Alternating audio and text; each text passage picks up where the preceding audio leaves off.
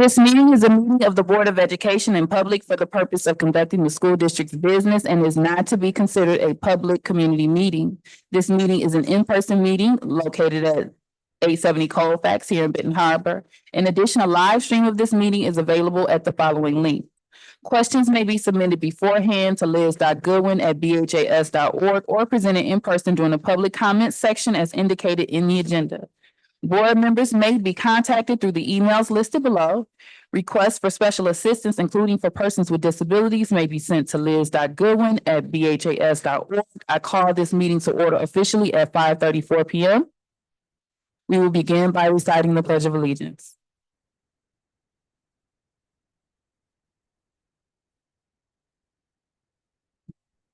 I pledge allegiance to the flag of the United States of America and to the republic for which it stands, one nation, under God, indivisible, with liberty and justice for all.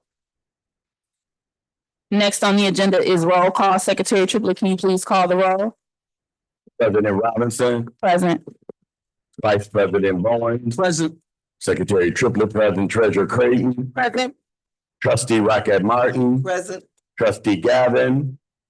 Trustee Doyle.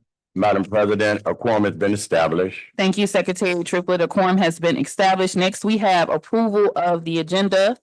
Reminder to the board as well as to the public. We have two meetings today. Currently, we are having our budget hearing meeting. So at this particular time, I'll ask, is there a motion to approve the agenda? So support. The motion has been made by Treasurer Creighton and supported by Vice President Bowens. Any questions, comments, or concerns? Hearing none, Secretary Triplett, can you please call the vote? President Robinson. Yes. Vice President Bowens. Yes. Secretary Triplett. Yes. Treasurer Creighton. Yes. Trustee Rocket Martin. Yes. Motion passes. All right, next on the agenda is review of our board norms, the Board of Education norms for Benton Harbor area schools. We will treat each other with respect. We will listen to learn. We will refrain from side conversations. We will use our time wisely, starting and ending our meetings on time. We will challenge ideas, not people. We will ask questions when in doubt. There will be no surprises at the board table, and we will practice the 7 norms of collaboration. Those are pausing, paraphrasing, posing questions, putting ideas on the table, providing data, paying attention to self and others, and presuming positive intentions. These are the norms that the Board of Education hopes to utilize or should be utilizing and interacting with each other as well as with the public. We also ask that you utilize these norms when interacting with us. Next on the agenda is public comment on agenda items. Just want to make sure that you all are aware that there are 3 areas in this current meeting of when you may decide when to speak. I'm going to read the statement. There's an opportunity now. So if you would like us to hear from you and you're not able to stay through the budget hearing portion, you're more than welcome to give us your feedback at this time. Directly after the budget presentation, there's going to be a question and answer period for the public. And then there's also open public comment. So just wanted to make sure you guys were clear. Anyone for public comment on agenda items currently? Okay, so I'm going to read the statement. I know you're familiar, but I'll just read it. Your comment may prompt someone else. The Benton Harbor Area Schools Board of Education recognizes the value of public comment on educational issues and the importance of allowing members of the public to express themselves on district matters. Today, there are 3 areas for comment on the agenda of which you may decide when to speak. Public comment on agenda items. As stated, there's also a public Q&A directly after the budget presentation, and then there's open public comment. We request that each interested participant complete a public participation form using legible writing to ensure that responses are appropriate and properly focused. And that's this document that's located at that front table. Per Benton Harbor Area Schools Bylaw 0167.3, which governs board participation at board meetings, we request that you preface your comments with your name, address, and group affiliation when appropriate. Each statement made by a participant shall be limited to a 3-minute duration, and per our bylaws, no participant may speak more than once on the same topic until any other persons have had the opportunity to speak on that topic. Participants may remove their mask when addressing the board. Participants shall direct all comments to the board and not to staff or other participants. The board will listen, take comments and questions under advisement and not respond at this time. I, as president, will refer questions to the superintendent for research and response. Please ensure that your public participation form includes your contact information as requested. If you have specific questions for the board or executive team that require follow-up, please email those directly to liz.goodwin@bhas.org. You have the floor.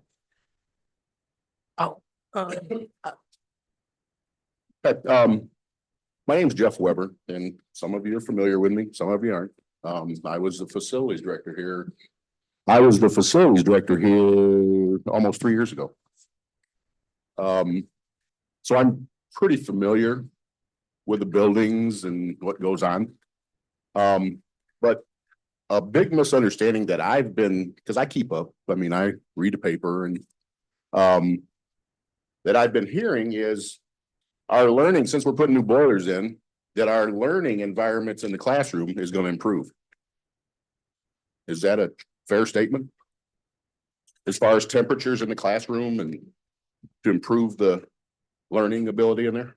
Is that a true statement? It would be a true assumption. Just to remind you, you're at the section of public comment where we don't respond. Okay. Okay. Well, then I'm just gonna tell you, by putting new boilers in, your classroom environment as far as temperatures, it ain't gonna change. So I just don't want that put out there as a misconception for the public. Because the learning and, I mean, the temperatures in the classroom ain't gonna change. I mean, you didn't change any infrastructure as far as hydronics. You got no pneumatics, which controls the thermostats in the classrooms, which there is none anymore. So you're gonna have boilers that'll run, but these boilers typically have a 25-year lifespan. By running this dirty water through the pipes that's been there since the 50s, these boilers that are supposed to last 25 years, they might last 10. Might. That's if the water treatment's kept up and the maintenance is kept up on the boilers. So I just don't want a misconception of the public out here thinking that this is going to solve the learning environment classrooms, because it's not. So that's all I got to say. Thank you, Mr. Weber, for your comment. Is there anyone else for open public comment on agenda items? All right, hearing none, we'll proceed. You have one? I'm sorry, I have Commissioner Henry. Did you had a statement? Okay, you can come forward. You forgot that quick? I almost forgot you, I'm sorry. Thank you. I'm Commissioner Juanita Henry in the city of Benton Harbor. And I want to speak on public hearings. This is a public hearing, and it is to regulate and to understand where our money is being spent and how it's being spent. So I know that we have a problem with being transparent on telling the people about public hearings. And when I speak of I'm speaking of the Benton Harbor area schools and the Benton Harbor city have the same issues about getting information out about public hearings. It is not really conducive to go to the back of Harold Palladium to see if there's a public hearing been scheduled for you. And it's only 1% of the people buy the Harold Palladium.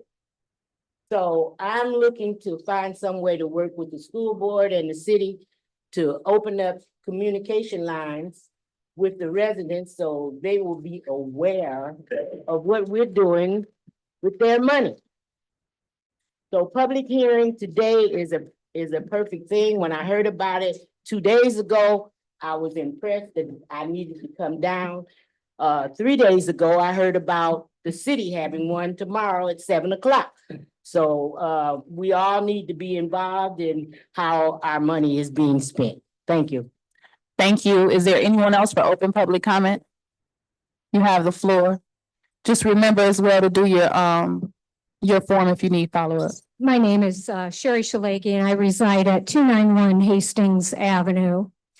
I'm a career educator, and I'm licensed to teach chemistry, biology, anatomy, physiology, physics, theoretical, where we actually use higher level mathematics, and the list goes on, CTE health. So I have poured that education into myself because I value the role of public education and the role that education can play in changing the trajectory of a young person's life and the trajectory of a community. And so I relocated to Benton Harbor in 21-22 with a vision of building a pipeline to prosperity for my students with the necessary support of administration and the board. I envisioned offering my students hands-on, project-based science learning experience. And when I came, I expected the needs of our children to be put first. Instead, I was met with resistance, indifference, and lies. In fact, I asked an administrator and the board to ensure my placement in just one of our science-equipped classrooms. But I was denied. The children would say to me, "Yes, you care too much. It's always been this way. They don't want to spend any money on us. We must start putting the needs of our children first." I watched in 21-22 my colleagues, certified quality staff resigning in droves, as did this board, with the exception of Eleanor Gavin and Angela Doyle. This board, who did not prevent the hemorrhage, we must put the needs of our children first. I watched as a certified dedicated SPED teacher was forcibly resigned. She has the audacity, as do I, to put the needs of her children first. I watched as one of our former bus drivers addressed this board, telling of her attempts, not unlike mine, to put the safety needs of the children first. She was bullied out. We must put the needs of our children first. I would like to publicly thank Eleanor Gavin and Angela Doyle for putting the needs of our children first and for inviting others to help. We desperately need board members who value our children and who will lobby with us for financial resources so that we may actualize our vision for our children. Together, we can build a pipeline to prosperity for our children and our community. Thank you. Is there anyone else for open public comment on agenda items? You have the floor. Maurice McAfee, 340 Bluff Court, Benton Harbor, Michigan. I come tonight hoping that we can find some kind of way to save our kids. That's the only reason why I'm here. And I think of everybody of an adult status is here for the same reason. We should be able to walk out of this building on the same agenda to make sure our kids are getting the best education they need. I'm reading the agenda item that says we're losing kids and we need to find some things. I just got a couple of little solutions and suggestions that might help us. I know we're cash strapped, but we got to change how we come to school. We cannot let our kids come to school in pajamas, bonnets, and everything else, y'all. That's just not acceptable nowhere. We got to have some standards of where we want to go. If you dress like you're at home, you're going to act like you're at home. And so I came with solutions. So if our parents are having problems with kids, my father taught me, don't talk, open up your pocketbook. I'm going to open up my pocketbook and address the issue of kids need clothes. But we got to change the standard of how we come to school. Do the board and the teachers union have dialogue and conversation to see where the slippages or the gaps are so we can come together? It's almost like at church, y'all. It takes a whole body. Not one extension of this thing is going to fix it. It's going to take board. It's going to take community. It's going to take us. I didn't bring them with me for any other reason, but these are a bunch of men who came to want to volunteer. We got ex-police officers. We got ex-Army. We got ex-Air Force. We came to put our money where our mouth is to help fix whatever we need to do, but we got to have people that's willing to make the changes for the kids and not for any other reason. If we're not doing this for the kids, we are in here for the wrong reason. I don't care who it is. Our kids deserve to be able to get a quality education and go on and be a productive life by any means necessary. And again, if we all adults in this room that got that in our page, then that means we're going to have to be on the same page. Just because I disagree with you on one item, don't mean I'm going to disagree with you on four. But what often happens is that when we disagree on one thing, we can no longer work together on anything else. And that stuff got to stop, because this is about the kids walking out of here. I've been enough heroes. Kids walking out of these buildings and dying and back to business as usual as we leave. I don't know about anybody else, but that's just got to stop. We can have the ability, and I'll say this last and sitting down. if we're gonna continue to move forward, you guys do the hiring, you do the vetting. We got, if we're not getting the best people, then that comes back on y'all. That don't come back on the community. So whatever's going on, we need that to be fixed. We need the board and the superintendent to find a way to work together, and I'm sure you are. I'm just saying what I feel. We gotta find a way to get it done. We don't need to no other reason for that. So I thank you for my time, but again, I think we're all here for the kids. I believe there's a solution in the room tonight to future conversations where we can get this done. Our kids got a great place to have an education. Have a great day. Thank you for your public comment. I'm going to defer from standard, Pastor McAfee, and ask if you can ensure we have the names and contact information of all of the gentlemen that are here with you. Okay. Anyone else for open public comment? All right, hearing none, we'll proceed with. Oh, you have the floor. I wasn't gonna speak, so is it okay if I fill this out? Yes, yes. Okay, I was just gonna sit and listen, but if anybody know me, I can't let all this go. My name is Giselle Flowers Hardaway. I have been teaching at Ben Harbor Area Schools since 1991. I'm triple certified. I've got 2 masters, and the reason why I'm dressed like this, you can still smell the kids on me. Okay? And I'm sitting here getting depressed because I had a great day today with summer school. And the kids are showing up. And your statement about the furnace, it is not about the temperature of the room. It's about the atmosphere that's in the room. So you say I've been here, you can check me on the state, you can do a background check. I'm not here to throw rocks at anybody, but I'm here to remind you, the children, I see you guys, but excuse me, you don't look like my children. You're dressed in suits. Somebody loved you. You talk about, maybe that's all they got is pajamas. Maybe that's all they got. Maybe they're hungry. Maybe they had to step over their parents to come to school. Give them credit for coming to school. Give them credit for trying. I had seen today 25 students. I teach 6 to 8. I'm doing math. And I said, baby, we're gonna bump this NWEA. You know what's wrong with you? You don't know the terms. You know what to do with it. Somebody needs to explain to you what the word is. And so again, I'm not trying to throw rocks at anybody. Excuse me.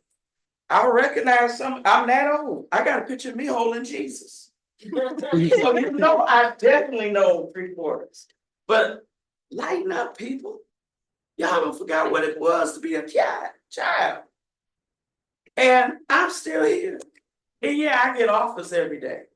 But in 1991, my dream was to work at Ben Harbor Area Schools. I'm a covert bulldog, but as we said before, I wanted to be a tiger. I still am. I'll add something to it. I'm 71 years old. I'm drawing my Social Security. But my best day is going to be tomorrow. My best day today was today. God let me get up and show them. So I appreciate everybody. But y'all don't forgot. Them babies are still coming in their pajamas with their do-rags. But they still need somebody to love them enough to love them in their pajamas, to wipe their nose, to give them a pillow to take home, to say, baby, you might want to try some pants on. What are pants that fit? Some of them don't know what their inseam is or the shoe size. So when y'all talk, when you said that about the boil, so okay, when it's hot, before they bought air conditioners, I had air conditioners because I had to be in there with them. Ma'am, my apologies. If you could please wrap up your time. I do. And My former teacher. Yes, and I will finish. That, no. somehow, instead of fighting with each other, we need to remember you all was once children too. And some of them still are. So that's all I got to say. Thank you. You have the floor. Good afternoon, Kim York Brown, 2085 Fairplain Avenue. Wanna ask, are we gonna be able to fund better teachers while we firing the better teachers? Are we gonna be able to fund the staff we need to service our students with special needs who don't have the proper teachers so that they can receive the free and appropriate education that they deserve? Money can't buy a response. I've emailed you. You look me in my face and tell me to email you, and I get no response. So I want to say thank you to Eleanor because she's the only one who ever responded to any concern that I have up here. I want to know, are you going to refund those teachers that you fired who participated in your own program and waiting for #teach and had to pay monies, but now they're without jobs and we're stuck with a bill? I want to know, will the funds get our students beyond pencils and erasers in your curriculum? When I was fired 2 weeks before school ended, and I left that room, I feel obligated to leave some things behind. Because had I left that room, it would have been deserted. And I didn't want my students to feel like I didn't love them. So I had to leave some things. I like your heart, and it's not misconstrued. We can't just start with the students as far as dressing. Let's start with the staff coming. The fun we'll have with us always, and that has nothing to do with money. That's the way that we think, for thinking people. We need to know that the way we dress is how this society is going to receive us. So we want to teach our students early what they need. However, it's going to take funds, but we need to invest these funds in people that care. Stop getting rid of people like Chief Laudero, who cared and made a difference.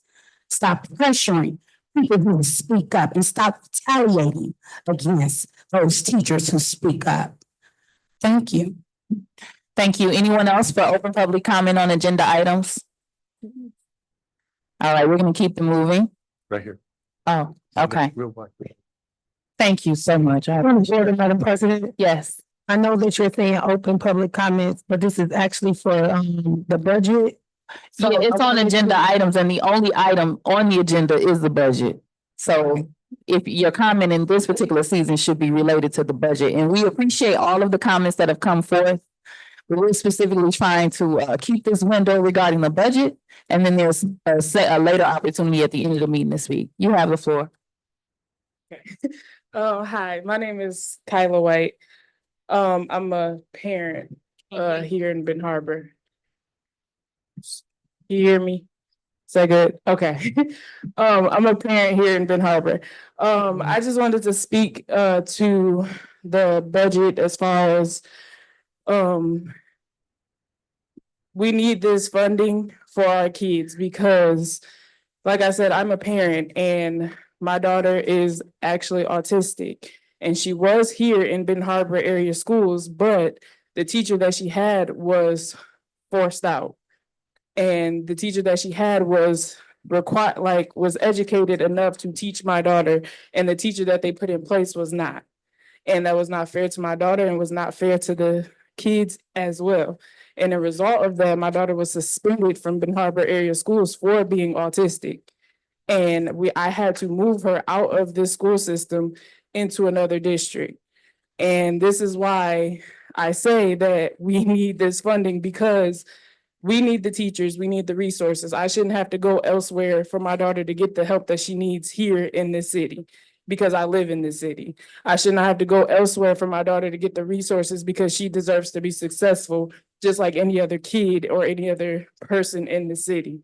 So all of our kids deserve the success. All of our kids deserve the resources. All of our teachers and staff deserve the support and the mental health support that they need, because it's not easy teaching kids. It's not easy being a kid in this society. So That's it. Thank you. Anyone else that would like to make a comment on the budget? You have the floor.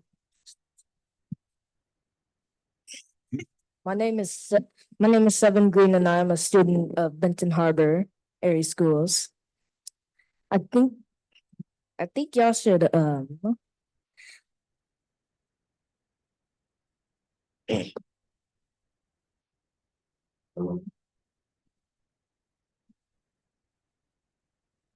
Have him get the mic off. y'all Somebody help them. Say thank you.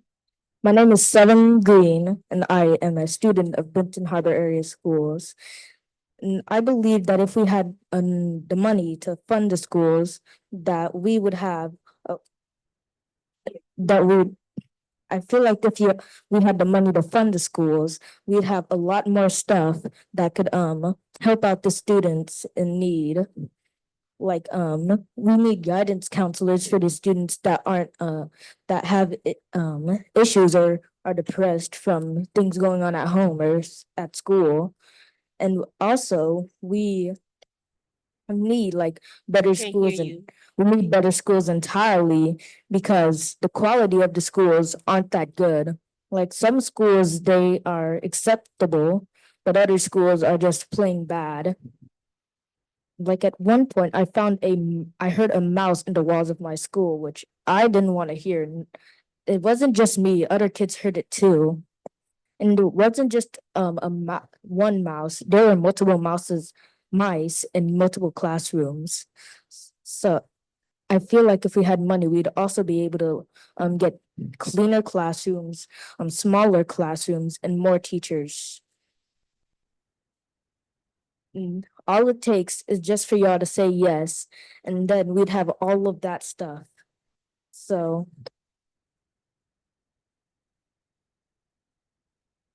Thank you, kind sir. Very good. Great job. All right. All right, so I'm going to, there's no other comments related to the budget. We're gonna proceed. Just so those are aware who may have come in late, we actually have two back-to-back meetings today. This was the budget hearing. Our regular board meeting, which is a work session, starts at 6:30. So we're kind of doing two meetings on one day.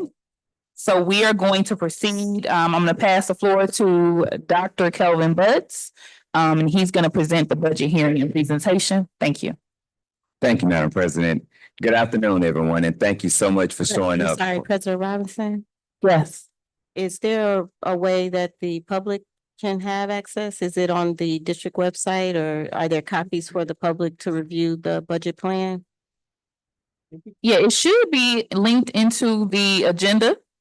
So there's a hyperlink, right? There's a hyperlink, and we printed copies that should have been at the table. Okay, good deal. Sorry, thank you. You're very welcome. You can proceed, Dr. Butts. Thank you so much, Madam President, and thank you everyone for showing up today.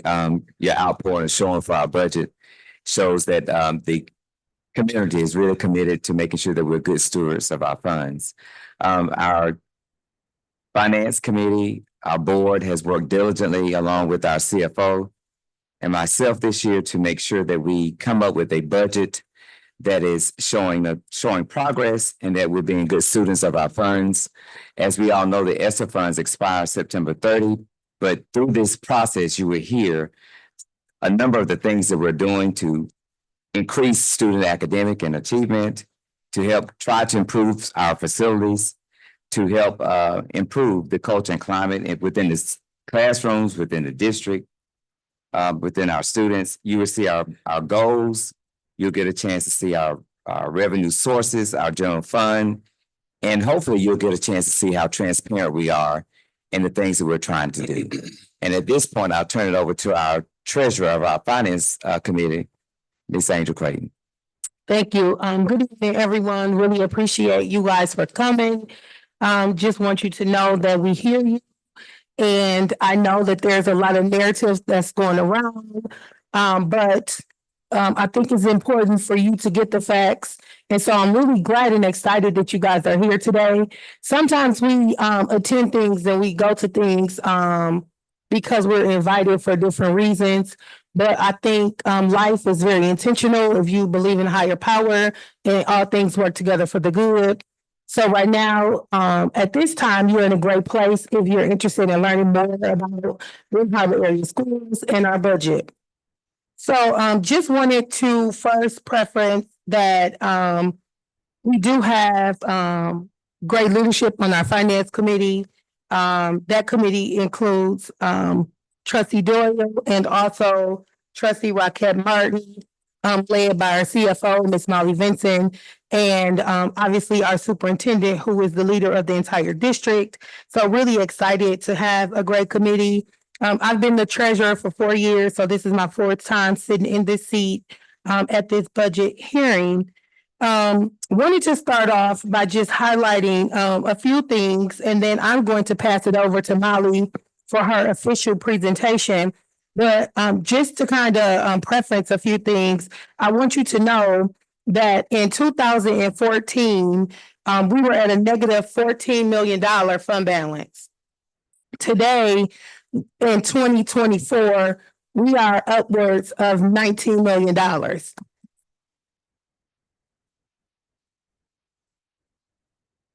So keep in mind that we went from a negative $14 million to a positive $19 million.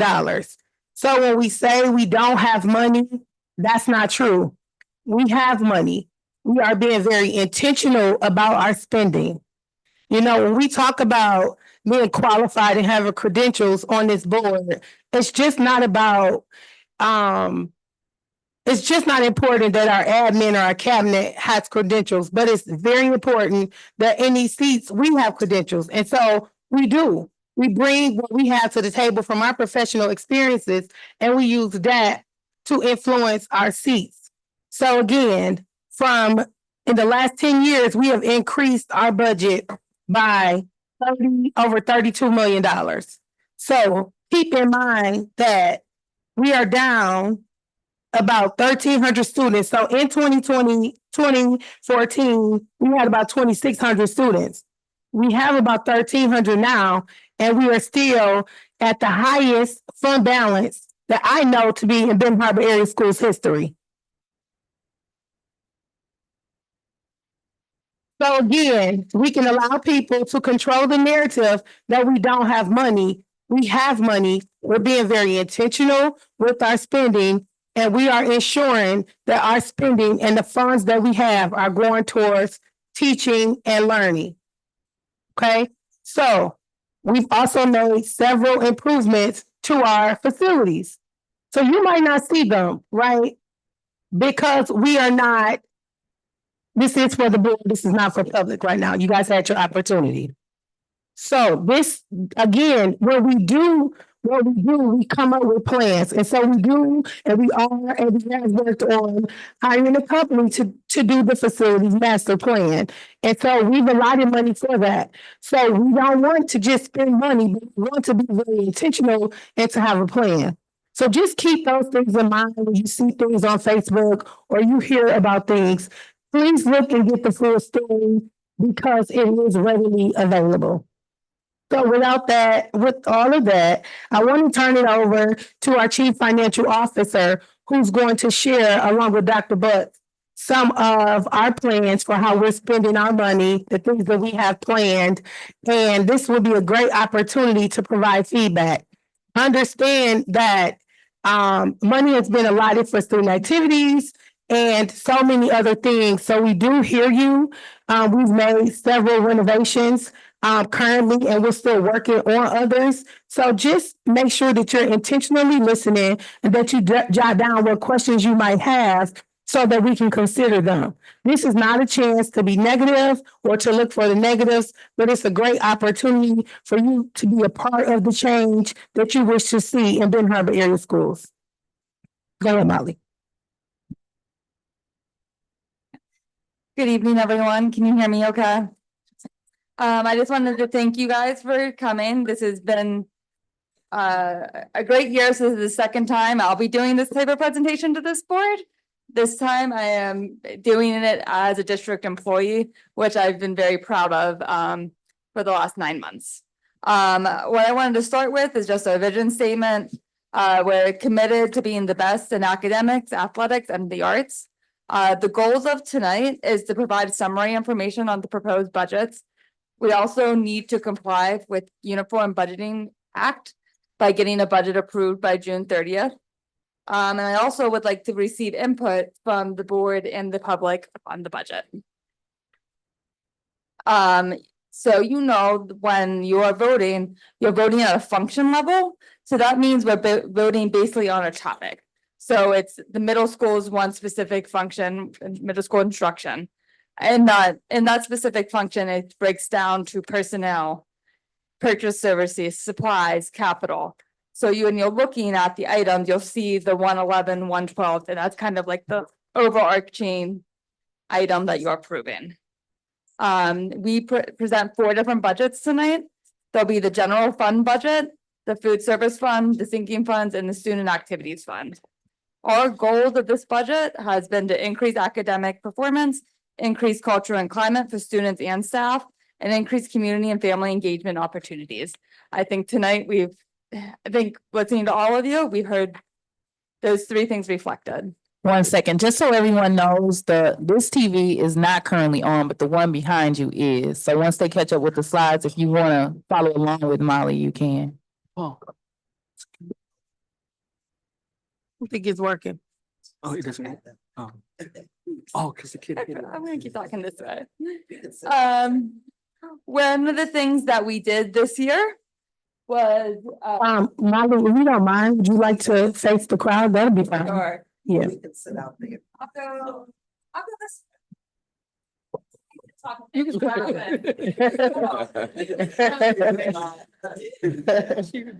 Hi, everyone. Let's start over. You can see my face now. Okay, we're gonna keep going. One more. One more. One more.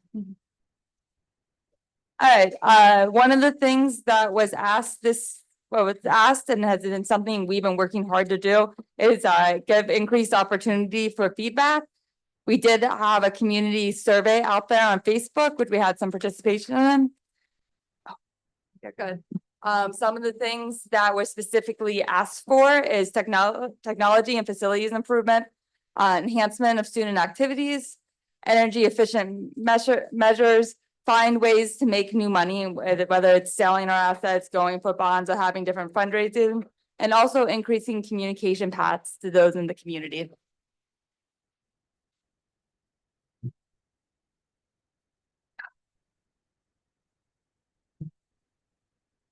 We're going to start with our general fund, which is basically what you would say is the primary operating fund of the school.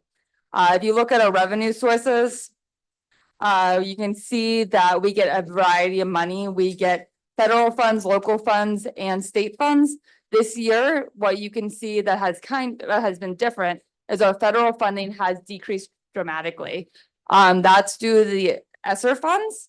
Part of the American Recovery Act that was passed during COVID, the school received about $40 million in ESSER funds, and we've been seeing the increase in that over the years. We were able to deflect a lot of our operating costs to continuing to grow that healthy fund balance so that we have a clear strategic way to move forward. I also would like to thank the board at this point. We had our debt forgiven.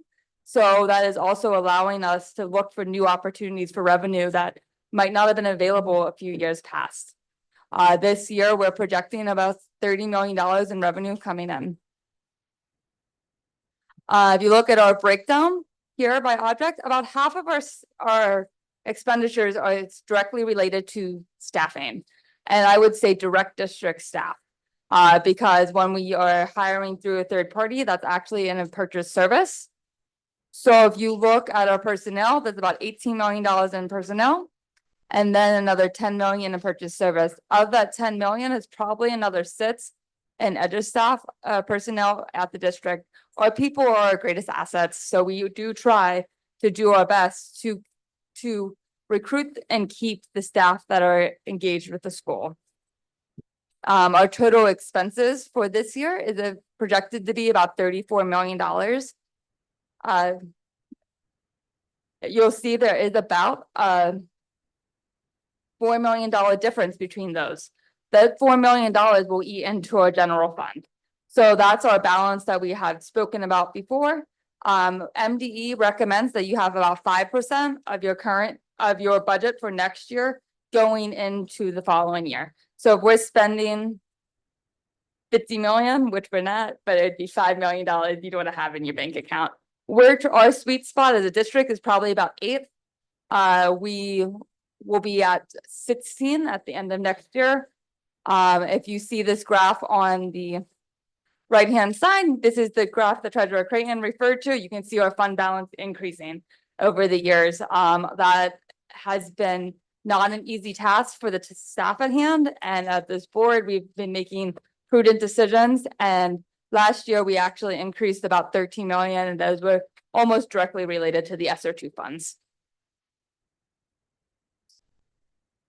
So this is just a quick summary of the snapshot I went over, saying, right now we're projecting that our bank account when we end the year will be about 21 million. We're going to bring in another 30, spending 34.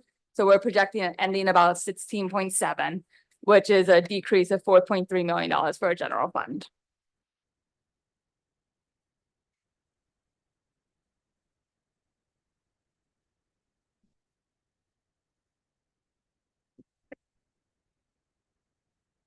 This is pretty small, but this is what the summary by function looks like. So if you're looking at it, you can see what our proposed budget was for this year versus where our spending has been through May. Most of our expenses are all through the groups of the 100s and the 200s and the 1.3s. That's all the instructional. And then you go into support services. One of the things that we pride ourselves on is that we are serving the whole child at our school.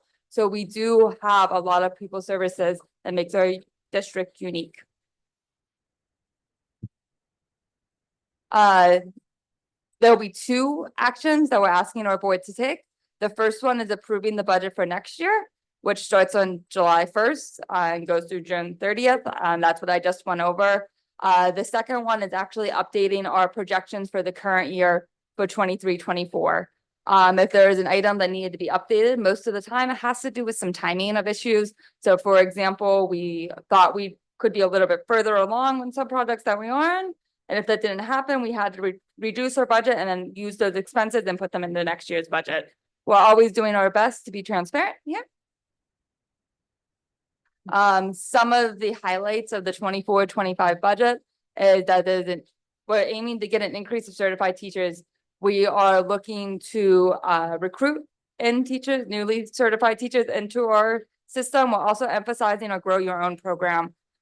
We are looking for unique pathways to make sure that we can meet our staff where they are and to see the best way to guarantee success. We want our staff to be certified so the students get the best instruction. The next bullet is the new English language curriculum and math curriculum. In the previous year, we did approve new science and social studies. So this is now looking at the other core subject areas. It also directly ties to our partnership agreement. Something that I know that our cabinet's passionate about is the 21st century education opportunity. It's a STEM platform that would be built into all of our grades district-wide, trying to prepare our students for what comes next in their career. We also had the opportunity to partner with communities and schools, which will be in 4 of our buildings, starting at MLK through the high school. We are looking to, as presented in a previous meeting, we're looking to increase our student recruitment and retention. And we also want to leverage our community partnerships and input avenues. At the meeting last week, we did approve the 2024 millage rates. These are the rates that are what funds our sinking fund and what funds some of the operating costs of the general fund. Is that 26 mils? This is on secondary properties. Our next fund that we will be speaking of is our sinking fund. This year, we did spend down our 2007 sinking fund, and that was put through actually our playground replacement up there, Plain East, and some of the boiler projects that we have done to date. These are just a few of the allowable expenses in the sinking fund. You can see that many of these items are items that we have spoken about in our current buildings. The 2017 sinking fund, we're projecting that we're coming in at 10 million. Each year we get about $2 million of tax revenue, and we're expending about 6 million next year. We're having a fund balance of $6.3 million. The main items that are in there are part of our boilers. We're being able to get part of them, about half of them are being funded through ESSER. The other half is being funded through the sinking fund. Also the track project, and the gym floors, and some of the items we've already looked at, already approved at this board level.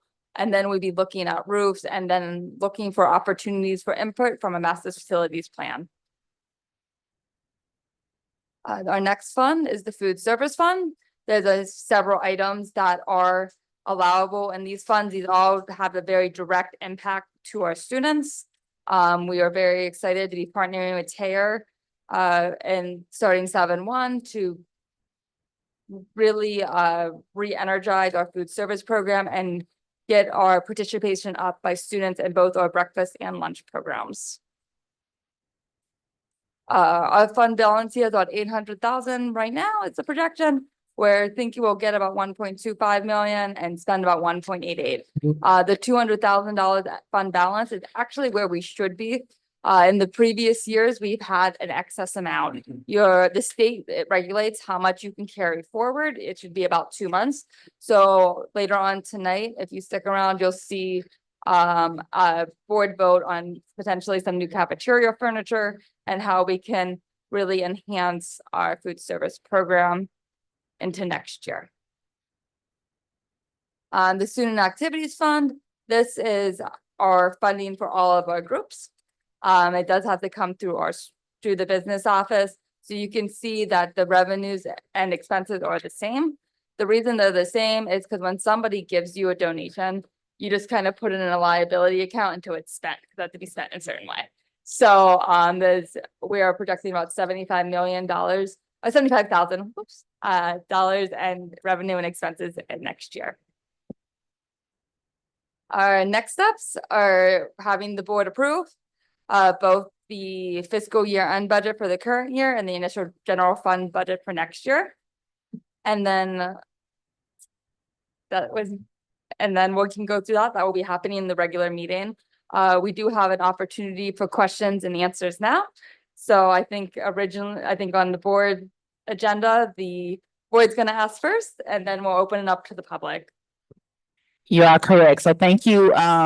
If we could give Chief Vincent a round of applause for her presentation. Okay, so we do have question and answer portion here. The board's Q&A is first.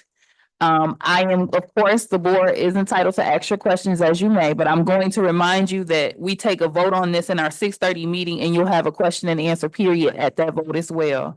But I am going to go ahead and call if anyone has any questions that they'd like to ask now, and then we'll go ahead and give the public an opportunity. All right, Trustee Gavin. Thank you, President Robinson. Can you hear me okay? Yes. Okay. Thank you, Molly. Just have a few questions. So in regards to you said that we have 16 million plus in excess. So that's after expenses, paying all staff? Correct. Okay. So if we were to keep our staff, we would still have money in excess? Yes. I'll defer to Dr. Butts. Would you like to expand any further on that? I can expand on it. We will still have an excess, but what we're trying to do is make sure that we keep the excess. And in doing this, we have enough openings for our staff. And we want to make sure that we're not duplicating any services, but also maintaining the academic integrity of the district. So when we're looking at positions, it's not necessarily teaching positions all the way. We're looking at all positions throughout the district. Madam President, I have a question. I'm sorry, I wasn't My mentioned. There question- one question. Madam at a time. President, I have a point of order for clarity. What's your point of order, So two things, I think I'm the chair of this meeting, but I'm not gonna fight that. The second thing is, what's the format for the Q&A?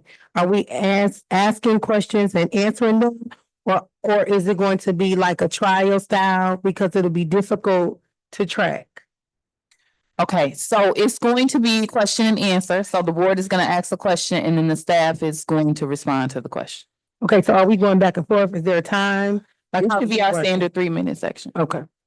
So does my time start over? No, I wrote it. Go ahead. Where is it, please? You probably lost about 20 seconds. So you're at They about stopped the clock. 1:40. Oh, No, they did stop the clock. Okay, you can proceed, trustee Gavin. Okay, thank you so much. Okay, so for clarity purposes, we do, if we kept our staff, we would have an excess of 16 million. The other question is, there was a document that was given to me that indicated that we could actually hypothetically transition our school district to be able to have 15 students per teacher, which would allow for a safer classroom environment where the teachers can give the students more hands-on support.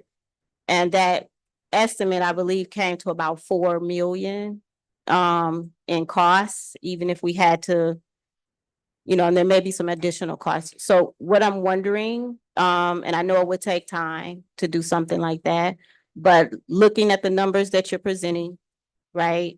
You're saying an excess of 16, and we're, I think everybody in the community wants safer classrooms. 4 million is less than 16, and could possibly attract parents and students back. If we were to move, in a direction like that, I know we have to have a certain percentage over. Your understanding of the dollars, is that something that's possible if we work through that?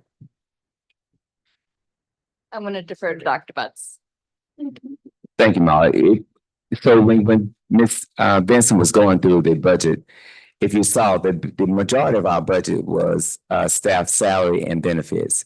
If we move down to 15 students per class, we would have to make sure we increase the number of staff, increase the cost of benefits, which would significantly lower the excess balance that we have. So we want to do it over time, but in doing so, we will need more students to be attracted back to the district.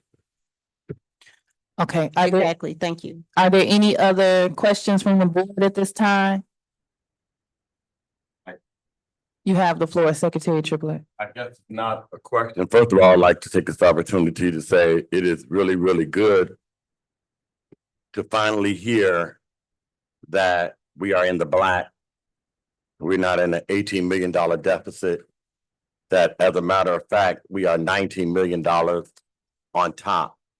And I think that it is important and critical because this hasn't happened here in some time.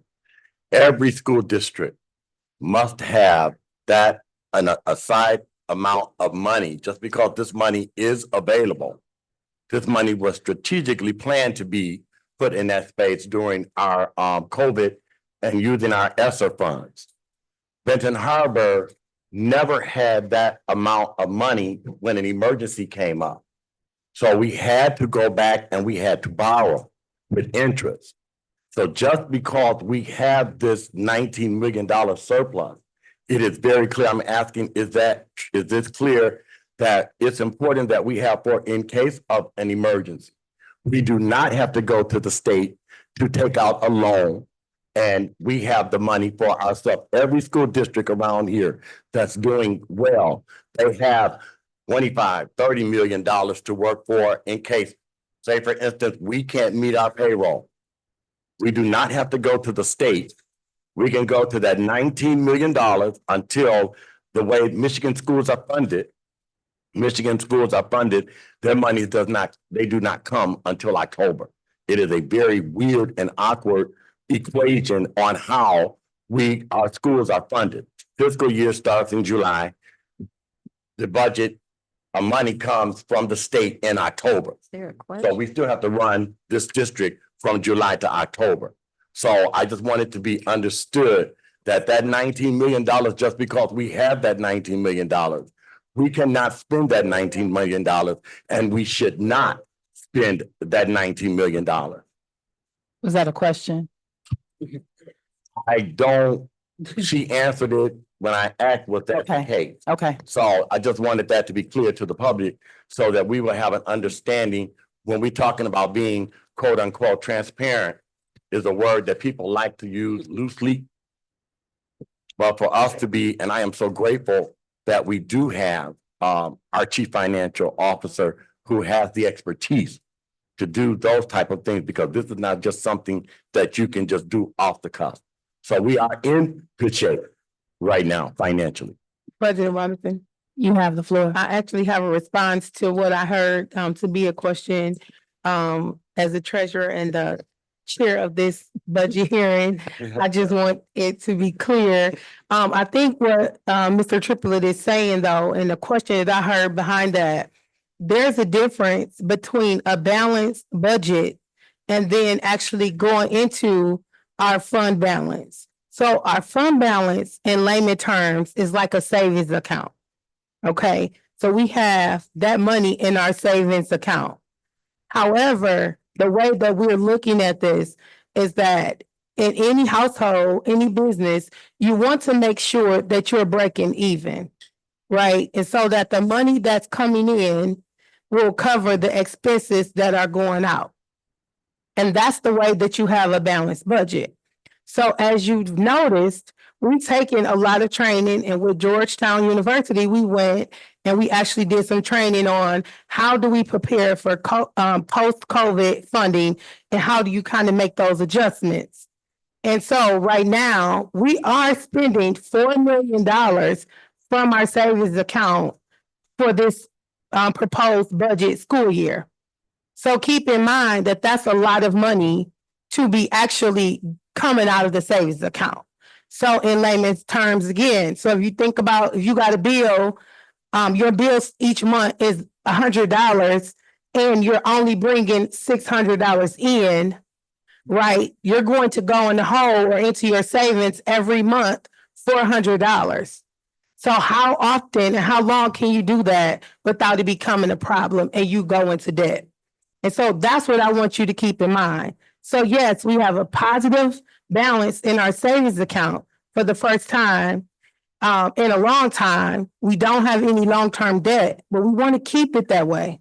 So it's really important that we implement best practices so that, to Mr. Triplett's point, we'll have money in our savings account so that if something comes up, if we need new boilers again, or we need a new roof, right? Because now we got new boilers, we might need a new roof, or whatever that thing is that we may know, that we may need, we'll have the money to do it, and we don't have to rely on a third-party source to actually give us the money to do that. So it's really, really important that you understand that. So this year we are proposing that we spend $4 million of our savings. But in order to keep this positive fund balance, we cannot stay on that track of going over budget $4 million. So keep that in mind. So yes, it's just a dangerous way to live and to do business. Okay, so I have a question. My questions are very simple, and they're to you as the chief financial officer in all of your years of experience. Does the budget that you are presenting to us for the upcoming school year, does it consider what the public has communicated to you our needs via the survey? Yes, it does. I was very excited that the voice of the public echoes the voice of our cabinet and of our staff. There wasn't anything that I don't think was addressed in our already in the works. I think it just kind of brought some things to the surface that we were able to make sure that we were on the same page. Some of the things that I'm excited about in this budget is an opportunity we had with the Department of Justice. So we are also looking at getting additional diversify funds to make our schools more safe and from an elementary standpoint. So we are going through and making sure that we're hitting all of the pain points, I'll say, that are being emphasized by the public. Okay, and then in our public comments tonight, those that were actually relevant to the budget, there were concerns about the infrastructure for the boiler, some of the supportive services that we provide, the facility conditions, certified teachers. Does this budget that you're recommending give us the ability financially to rectify or make amends for some of those concerns? Yes. Okay, those are my questions. If there's no other questions from the board, I will. We have one down here. Vice President Barnes, and then after that, we're gonna go to the public. Just to note to everyone, it's 6:33, so we're 3 minutes over. And I would like to try to start our next meeting as timely as possible. So Vice President Barnes. Molly, can you just repeat to the public one more time, the fund balance that we had in 2017? Or you can even go to 2018 and the fund balance we are at now. I'll gladly do that. In 2017, we are negative 4.4 million. And then where we are right now is we're projected to be at 21 million. We ended last year at 18.4. Thank you. All right, so at this particular time, we'll open it up to the public for question and answers. Is there anyone, Molly, are you gonna answer from your seat? Okay, is there anyone that has a question? Okay, you can, the gentleman, yep, second row.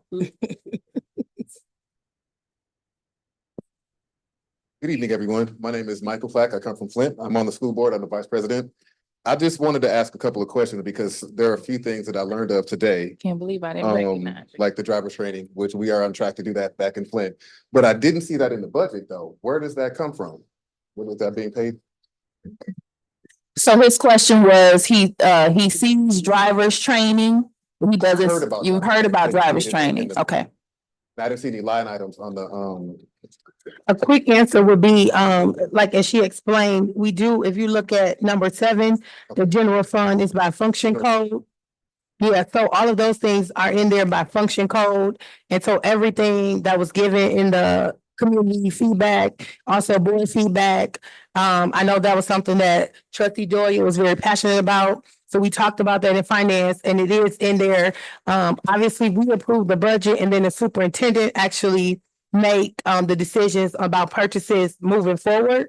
So it is in the budget, and if that's something that he decides to do, then it'll be able to be done. let's direct my questions to Superintendent Buck. Go ahead. Okay, 2 other things. One was legacy costs and the other was the athletics. I didn't see those line items in the budget either. When you say legacy costs, Like retirees, healthcare benefits, does that come out of the general fund? that comes out of that's part of the staff's, the salary and the benefits. So that when there's $17 million that you saw, Okay. All right, and athletics. that's part of the student activities, the 75,000. That's what I figured that. I Yes, just sir. didn't see a specific line item that said Yes, sir. athletics or football, anything like that. All right, thank you. That's pretty much. No, you're fine. So pleasure to see you again, Mr. Vice President. I didn't I'm sorry. Ladies and gentlemen, my apologies. I did not recognize my brother from Flint, so I was not trying to. Welcome and thank you. All right, you have the floor. I wanted to know, included in the general funding about the kids' play area, like, are they gonna get equipment that will reduce the behaviors that we're having because they have nothing to do when they're having their recess, their outside play. Also, I don't see anything about nurses. When our kids are sick, some of them actually have parents at work who cannot come get their kids, but we don't have a room to put them when they're sick. So, and that's safety for the teachers, the students, all that's involved. So I want to know, was nursing, having a school nurse, when I grew up, we actually had a school nurse. So I wanted to know, was that included in the budget? Those were just 2 concerns that I wanted to address. Molly, did you hear her question? And I'm calling you because this is your meeting. The current plan is to continue with operations. We have a district-wide nurse who's been fulfilling the needs of the students that way. And then there was a question about I mean, we spent money because we had a big study that we were gonna tear down Bard and Martindale. Because you go in those, I mean, kids are playing in them buildings, roofs are falling in. It's gonna be a bigger liability for the district if something happens to these kids that play in these buildings. I mean, we had people sleeping when one of the board members went through Bard with me and Mr. Johnson at the time, and there was a guy sleeping in there. So, I mean, this is a problem. And I mean, the board members should be aware of that, because like I said, liability issues here. I mean, it's unbelievable. And like I said, that we spent money, had contractors lined up and everything to get this done. And we went nowhere with it. And now we're spending money on the same thing again. I mean, I don't understand it.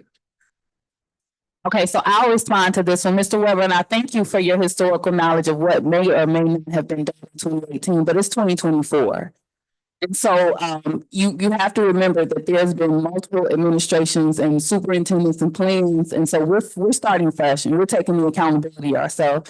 And I can only imagine the difference between what the status of the buildings were in 2018 versus now. So I understand you in your efforts to ensure that we understand that resources have been spent. Resources have been spent historically for years, and you come to this current administration and you're looking for things. So what we're trying to do with our leadership here as board members is be very intentional and not only getting the assessments of the buildings done, but also developing a community plan that everyone is aware of, that is currently reflective of what our needs are now. 2018 is not going to assist me if there's additional issues in the building that were not reflected in 2018. So we're trying to start fresh with our current issues and concerns as it relates to our facility is, with the current leadership that we have, and giving the constituents of this community currently an opportunity to give us that feedback. Because what I do not want to do is go try to dig out some study from 2018 that you say exists that does not adequately reflect the needs of our current buildings, and then have an entire municipality of public residents that are frustrated with me for operating off of 6-year-old plans. So we, unfortunately, due to the lack of stability, we cannot necessarily utilize those things, but what we're trying to do is use our earnest efforts and our funds to rectify all of the historical issues currently. But I do appreciate the point that you've made. It's been received. Secretary Triplett? Yes, Madam President, also as chairman of the Facilities Committee, with our master plan, we also had to do some research. And we are in current litigation. So I don't know to what degree I can speak as it relates to our facilities, where we had partnership with another, we had a partnership, and people were here allowing that we paid millions of dollars to, were allowing our buildings to rot on purpose. Okay, and we are in the midst of a legal lawsuit right now. So we're taking care of our building. We are taking care of our business, and we will never, we have taken this stance. Our buildings are not for sale. We are going to work. We are going to work. We are resource rich, and we have got to stay within those parameters. So we had people that got paid all types of money that never did anything in our building. And so a lot of times the board get the blame for things because we are not a part of the day-to-day operation. Okay, so I think that it's very, very, very important. And when it was said about the pipe and all of that is a part of our master facility plan. We went through and we had a cry out for our boilers, and our buildings not being up to par related to boilers. And right now, the boilers have already been dumped in Fairplain East. That building is done ahead of project deadline. Right now, Benton Harbor High School, which is one of the oldest schools here in our district, that process is a little bit longer, but we have piping and right all the way up to the our facilities director of facilities. We went through an extensive process. And that's why it took us so long, because we didn't want to have to keep doubling back, patching. They've been patchworking for years. And so it took us some time to say, okay, when we get to here, So when we get to this point, what we have to do next. So the goal is for thermostats in classroom. All of that is a part of our plan. So I want you to be assured in knowing that this facilities committee, we're not just doing this haphazard moving. We are doing it with a contingency plan in place. And we're also looking at, we weren't gonna let them just come in and dump in boilers and then 5 years later, you got to switch all of it because it's not connected to what's moving. We're up to date on all of those things. So in our master facility plan, we encourage all of you all, when these surveys and what have you come out, we need you all's opinion at the table. Because we've done surveys, and this has been one thing that we've said to the superintendent.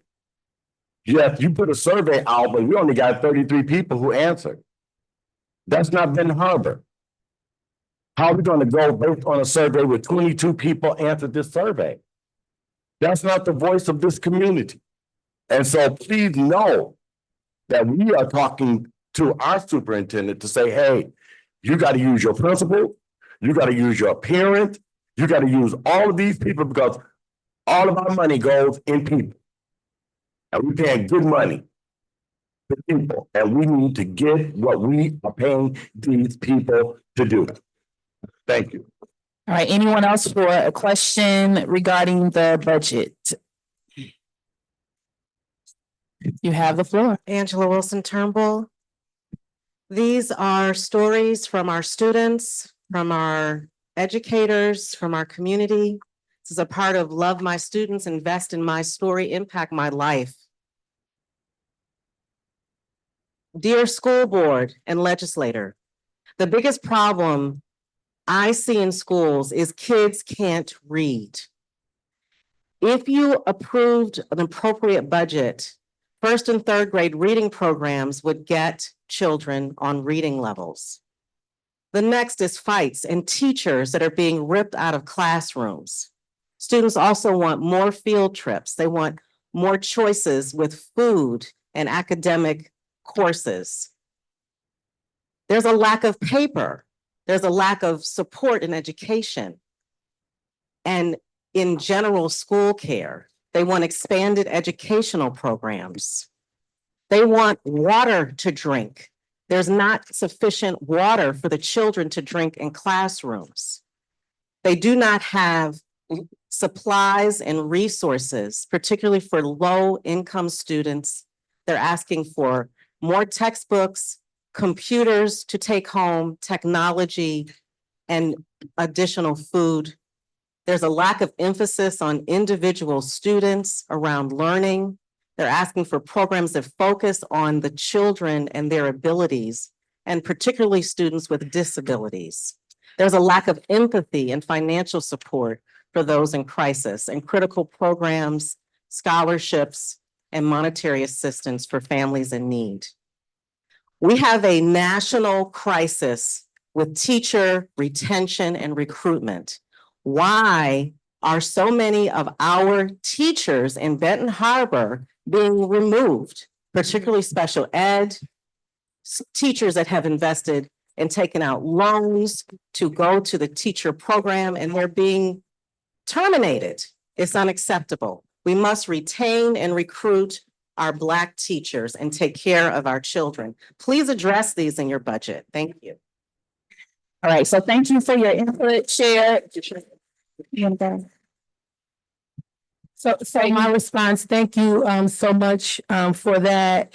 If you look at, you flip back to the budget, I'm really glad that you highlighted those things. If you look back into the budget, right at the beginning, you'll notice that all of those things have been included into this budget.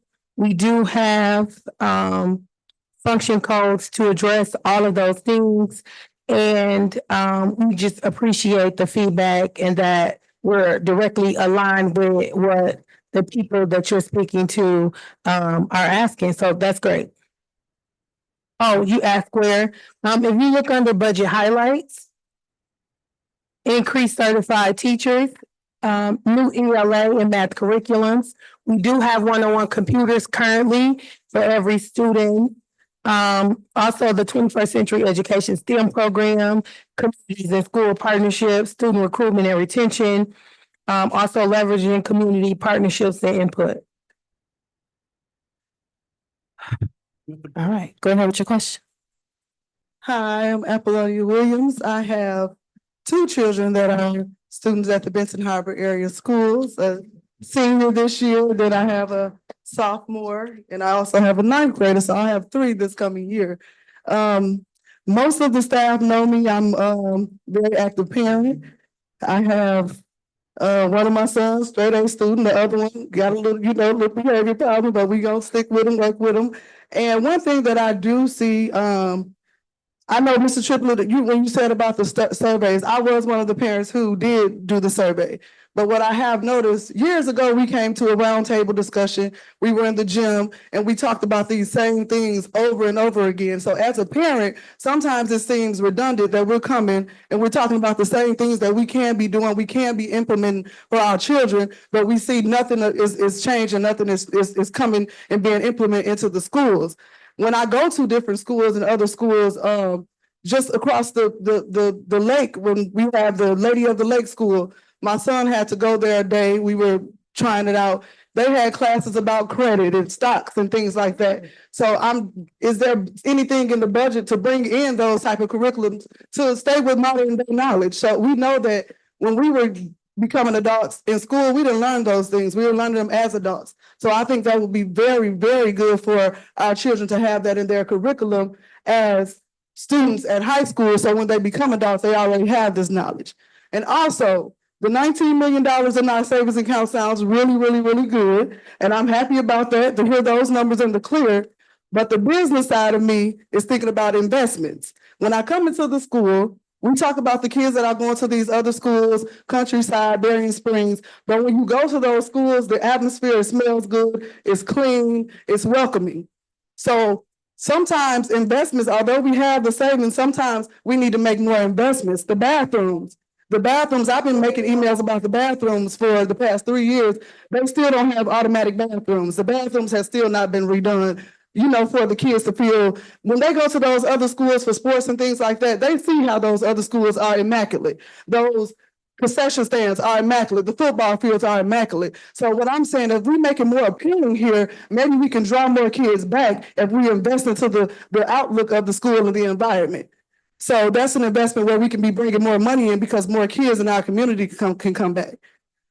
Okay, so the second one was more of a statement. What was the first question? Are we implementing things in the curriculum? Are we going to change our curriculum? Because evidently something is not working. And we can implement things that are conducive to our children's future into the curriculum. Okay. Did you have a response, Dr. Butts? Yes, ma'am. And thank you so much for your question. This year, Michigan a law has passed. So this upcoming school year, it starts in the 8th grade with finance. So that will be starting in 8th grade this year. And I just wanted to also add to Ms. Brown's comment earlier about safety. We are working with Intercare to make sure we have a center at each school or a nurse in each school so that the kids can be safe. Okay. We talk about those, because I think our teachers are the lowest paid teachers, but they deal with the most scrutiny. So I will speak to that if I may. We are very competitive. We made sure that we've become very competitive with our neighbors in our neighboring schools. Can't speak too much on the salary because it's a CDA and we have to negotiate, but I can say that we have become very competitive with our neighboring schools. Okay, so before we have anyone else, I'm saying this from the kindest place in my heart. I want to remind you all that this is a question and answer. So if you could be very clear with what your question is, one thing that we like to do as a family of people is we like to do a 1-minute build up before we get to the question. I just need you all to give us the question so we can make sure that we have an answer for you because we have a whole nother meeting that we're doing. And I want to make sure that we get to everyone's question that has one. So just a reminder, you have other opportunities this evening for us to hear your voice. We're not attempting to silence you, but the business at hand currently is question and answer. You have the floor. Good evening, everyone. My name is Demiron Gidry. I have a question for my clarification more so. But if I'm understanding this correctly, we are projecting to borrow about 4 million from our savings, correct? For this upcoming school year? Chief Vincent. That's correct, is that our general fund balance will decrease $4 million. So savings was the analogy that Treasurer Creighton used. So the quotes are correct. Okay, all right. And so the meeting that will be after this one or in future meetings,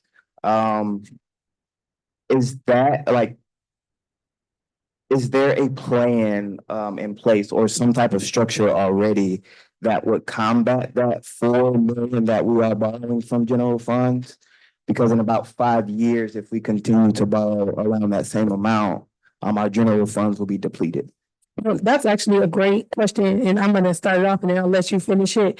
That's a great question, which is why I actually brought that analogy up, that we have to make sure that we have a balanced budget and that we don't get in the habit of doing that to that point, because we don't want to be back in the place that we were a few years ago, and also where we were earlier this year when we had to actually go and petition, and some other groups petition for us to get our debt forgiven.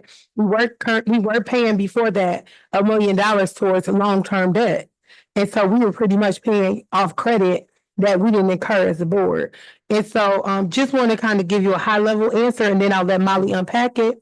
So from a high level standpoint, the intention behind the budget hearing is that we actually approve the overall projections.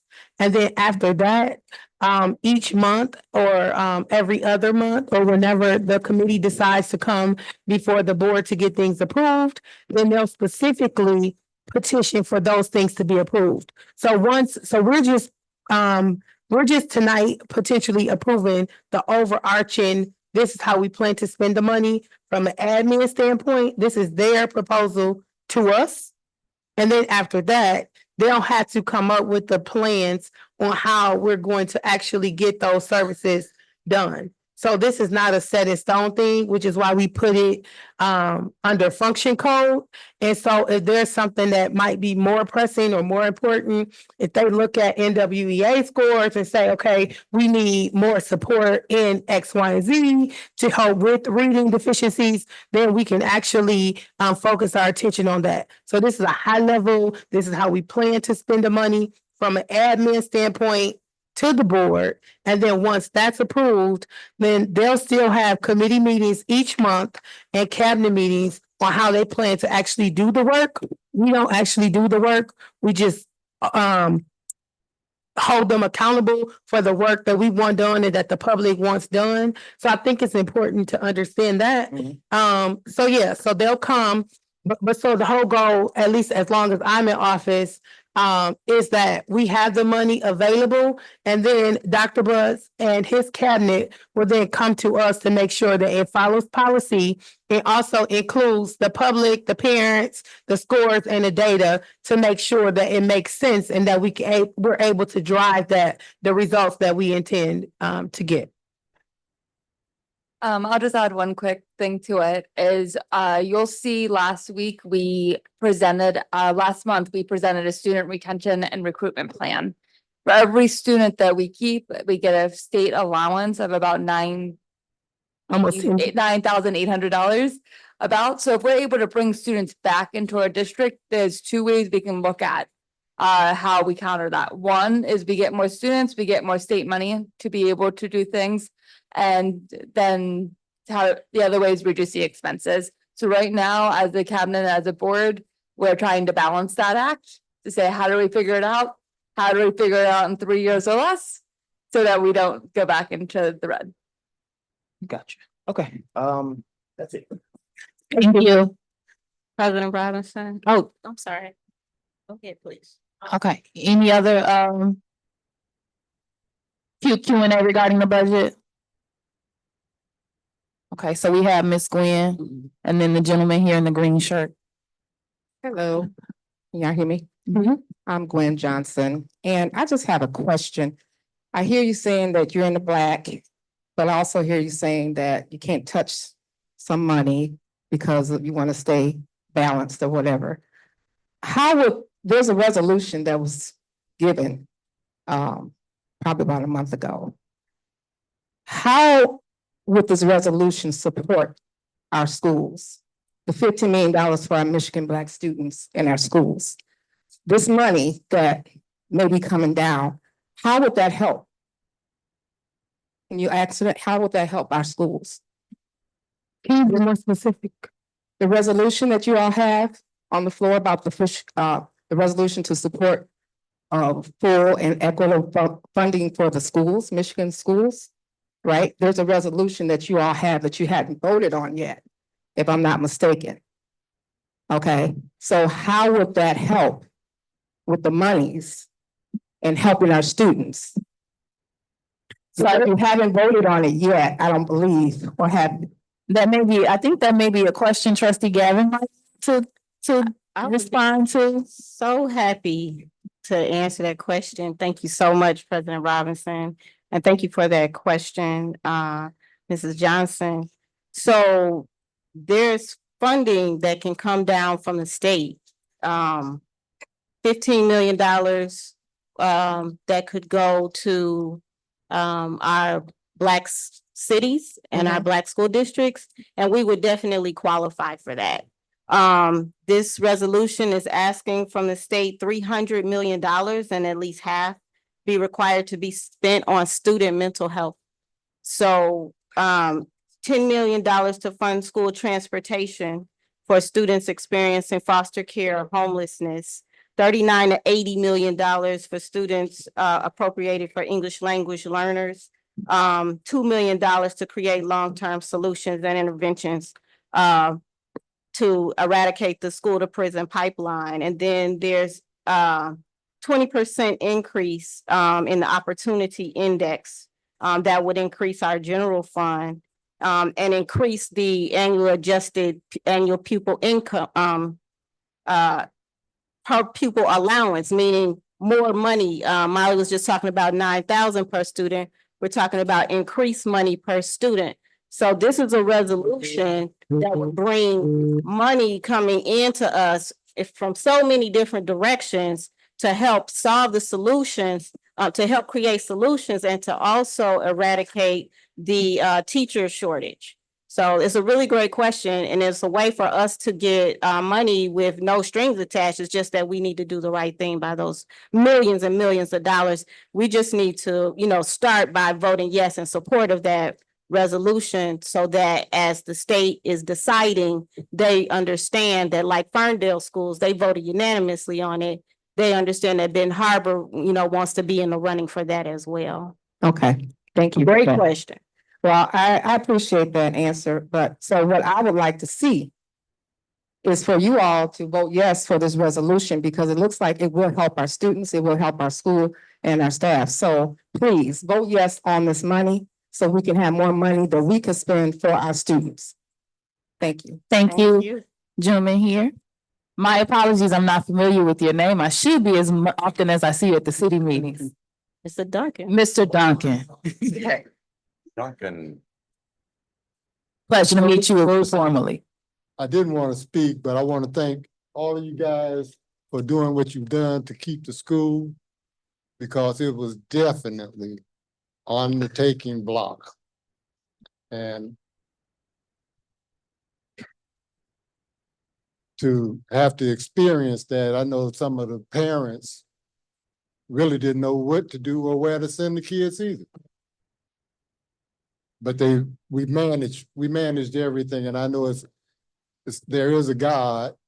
Otherwise, that wouldn't be Ben Harbor High School now. And I just really want to just thank you guys. You have some differences, I've heard some of them, but we get past anything. We went through so much, even the COVID and all. all of that. If we can't get along together now, and I say this for the citizens too, the parents, well, don't come to the meetings, don't have any say or input into it. I think you guys ought to reach out and touch them more to send the kids home at them. The kids will bring them out. And I just want to see more happen for the kids to be able to have all of those classes. And if you're not part of the solution, you're damn problem. So let's all work together.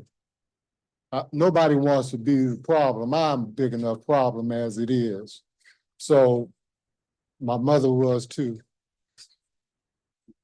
So let's all come together some kind of a way. I don't care what you guys got to do to make sure we're all together in this to win it.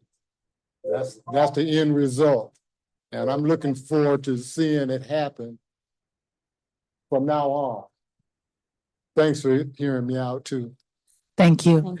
If there's no other questions regarding the budget hearing specifically, just to remind you all, we do have a second meeting. I know I keep saying it, where we will be actually taking a vote on the particular budget. So if you did not get an opportunity, or you didn't get your thoughts all the way together, there is another opportunity where you can give us feedback regarding the budget. At this particular time, I'd ask if there's anyone here for open public comment.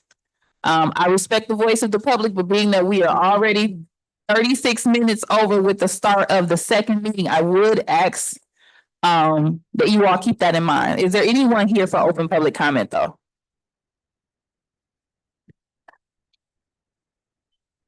Do I need to state my name and everything? To be technical. Yes, I'm Apollonia Williams, Benson Harbor resident. I just wanted to, I've emailed the district about board member conduct. But me being a parent having an issue with a board member with harassment and antagonizing. I don't know, I didn't receive anything back. So I just want to know what the policy and procedure is for someone to, where do I follow, what do I do, who do I go to about that? Because I emailed it, but I didn't receive anything back. Who did you email? I emailed the district. I don't have anybody's personal email, so I emailed the district and thought maybe that they can get it to the person that it needs to get to. Okay. But it's been about 2 weeks and I haven't received anything. So if it's a concern about the board, you email me. Okay, thank you. Where can I find your email? Trustee.robinson@bhas.org. Thank you so much. All right. Anyone else for open public comment?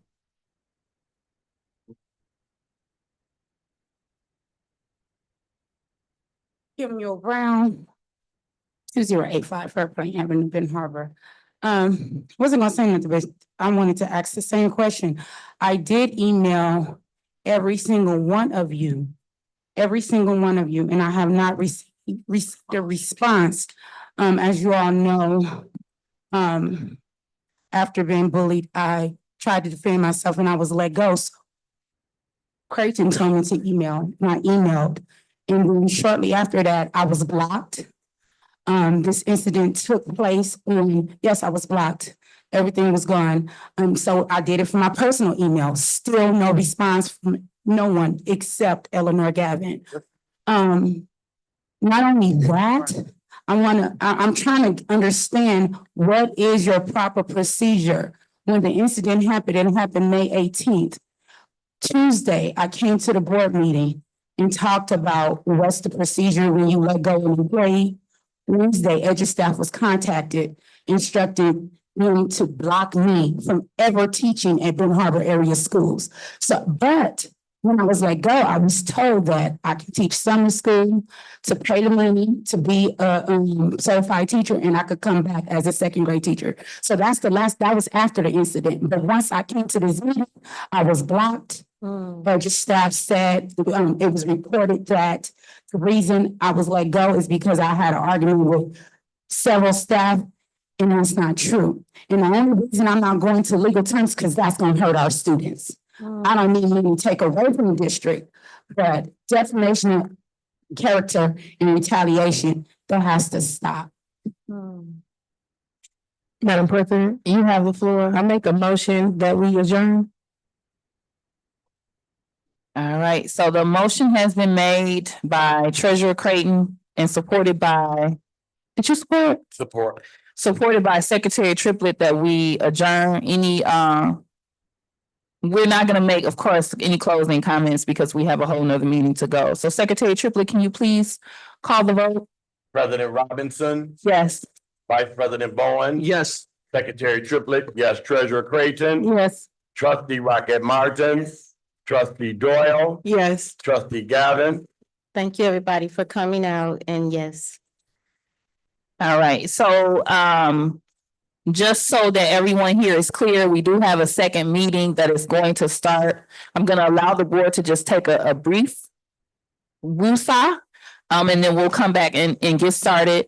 But if you notice from this agenda, there is a closed session at the start of the agenda under board business. So I don't want that to throw anyone off. So I call this meeting, the budget hearing meeting, officially adjourned at 7:11 p.m.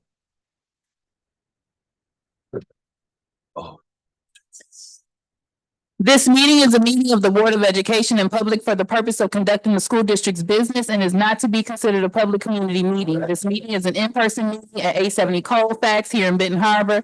In addition, a live stream of this meeting is available at the following link.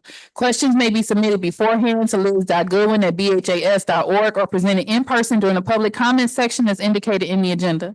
Board members may be contacted through the emails listed below. Requests for special assistance, including for persons with disabilities, may be sent to liz.goodwin@bhas.org. I call this meeting to order officially at 7:34 p.m. We will begin by reciting the Pledge of Allegiance.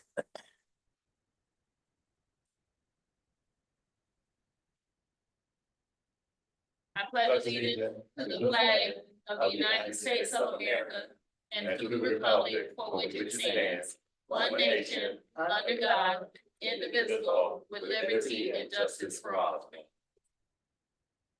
Secretary Triplett, can you please call the roll? President Robinson. Present. Vice President Bowen. Present. Secretary Triplett, President. Treasurer Creighton. Present. Trustee Rocket Martin. Present. Trustee Doyle. Present. Trustee Gavin. Present. Madam President, a quorum has been established. All right, thank you, Secretary Triplett. We have established a quorum. Next, we have approval of the agenda. Given that it is already 7:35 and we're an hour behind in time, and this is only our work session, my recommendation would be that we focus on the items that are specifically for vote this evening. I have consulted with the superintendent. Those items, of course, on the agenda, we would need to maintain the closed session. We have the resolution for fully funded schools that Trustee Gavin has requested that we consider for vote. We have staff report S1, staff report S2. Under human resources, staff report H3, staff report H4. And then, of course, the business and finance reports of F1 and F2. So those would be my recommendations of what we amend the agenda to so that we can do what we absolutely need to do this evening. At this particular time, I'll ask, is there a motion to approve the agenda? Madam President, You have the floor. can you run through the numbers so that we can check them off? Yes. Okay. So we would be keeping the closed session. We would be keeping the resolution to fully fund school. Can you just read the B? Oh, yes. Okay, closed session, B2. S1, S2. H3, H4. F1 and F2. And F3, my apologies. Wait, no, I'm sorry, not F1, F2 and F3, because F1 is the financials. Can you give us a second to look at it? Yes, Madam President, Secretary Triplett. I just want this on the record. I thought this was a work session and we do not vote in work sessions. And I don't know why we are doing this tonight. The work session is to have discussion before the public. Yes. And I just don't understand why we're doing this at this particular time, voting on any of these items. I don't feel prepared to do so. Uh-huh. I have not received the information that I need in order to go forward. Okay, so just for clarification purposes, the reports that I pulled out specifically are reports that were deferred from other meetings. Most specifically, the right sizing and the new hires and things of those nature, that nature are things, as well as the budget, are things that have to be considered prior to June 30th.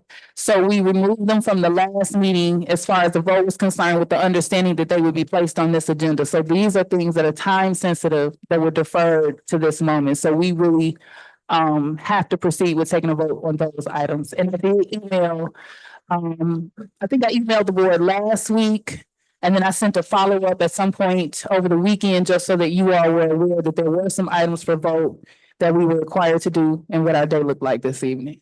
Madam President, I would like to make a motion. You have the floor. I would like to make a motion that we amend the agenda to keep Board of Education meeting order, also board business, and also board report F2 and open public comments and adjournment. Okay, so can you say it again? The closed session and the financials? The closed session. F2. S2? F. Is that the budget? Mm-hmm. The revision. And then there's also the new budget, that's F3. F3. Public comments and adjournment. Support. President Robinson. Hold on one quick second, Trustee Gavin. Okay, so you said closed session, F1, closed session, F2 and F3?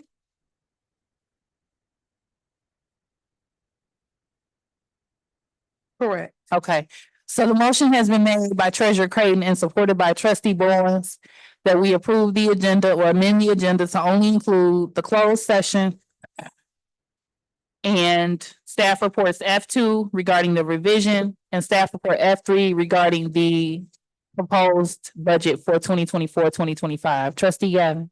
Thank you. President Robinson, I noticed. Oh, and this is gonna count as questions, comments, and concerns, so you're the first. I noticed that you initially made the recommendation to include the vote for the resolution to fully fund our schools, and that Treasurer Creighton made a motion that did not include that. I think that this is something that has been delayed over and over and over again. The state is going to make a decision on budgets. It's expected to be within a week. And it would be very wise for us to weigh in all of the millions of dollars that we could get for our kids. So I'm just, would like to move to amend. I'm wondering if Treasurer Creighton would be so kind as to amend her original motion to include the recommendation for board report B2 for fully funding schools. Treasurer Creighton, and also just to keep in mind, even though Treasurer Creighton didn't note it, we would have to keep the public comment sections, but that's understood. noted it. Yeah, I noted it. okay. So as a response to that, I'm very kind. And at our last meeting, a motion was made to actually bring B2 to the table, and it was dead on the floor because it did not receive support. So at this time, I would like to move forward with my original motion. Any other comments? Point of clarity, it wasn't dead on the floor. It was moved to table to give the board members an opportunity to talk to me or to discuss the changes that they wanted to make, and then to bring it back to the table to be voted on. So it wasn't dead. The policy committee was in support of it at that time. And I think it's important for the public to know how their representatives are voting on dollars that could be used to help our kids with their mental health issues and the other concerns that we have in our district. Secretary Triplett. Madam President, as it relates to, I think, what is that? Two. B2. First of all, this is not a proposal from my understanding, just going through and looking and doing the research for it. It is something that, people are pushing for, or, well, I'll take it back. Question that I asked at the last meeting for clarification purposes was how many other school districts had signed on with this initiative.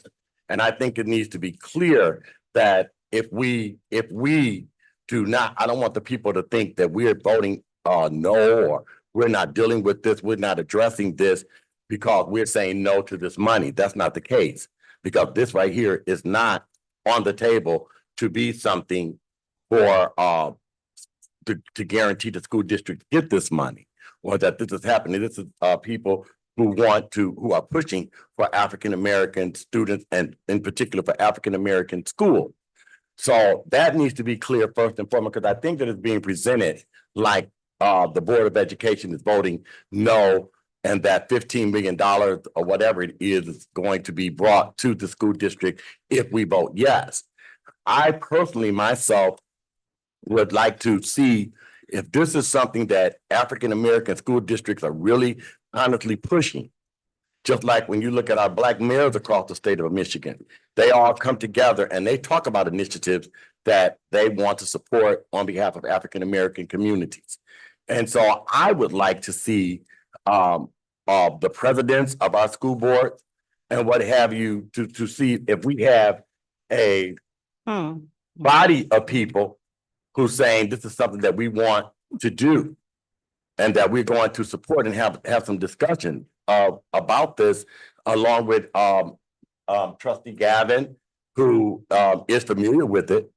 So I just want it to be known that I'm not against it at all. Okay, but I think there's some more discussions and conversations in order for it to be powerful, in order for it to be recognized across the state. I think, and I know Trustee Gavin did say she brought this to us because she wants us to be one of the ones to take the lead. And so that's where I'm I'm not confused about any of it. I would like to know more. It's there.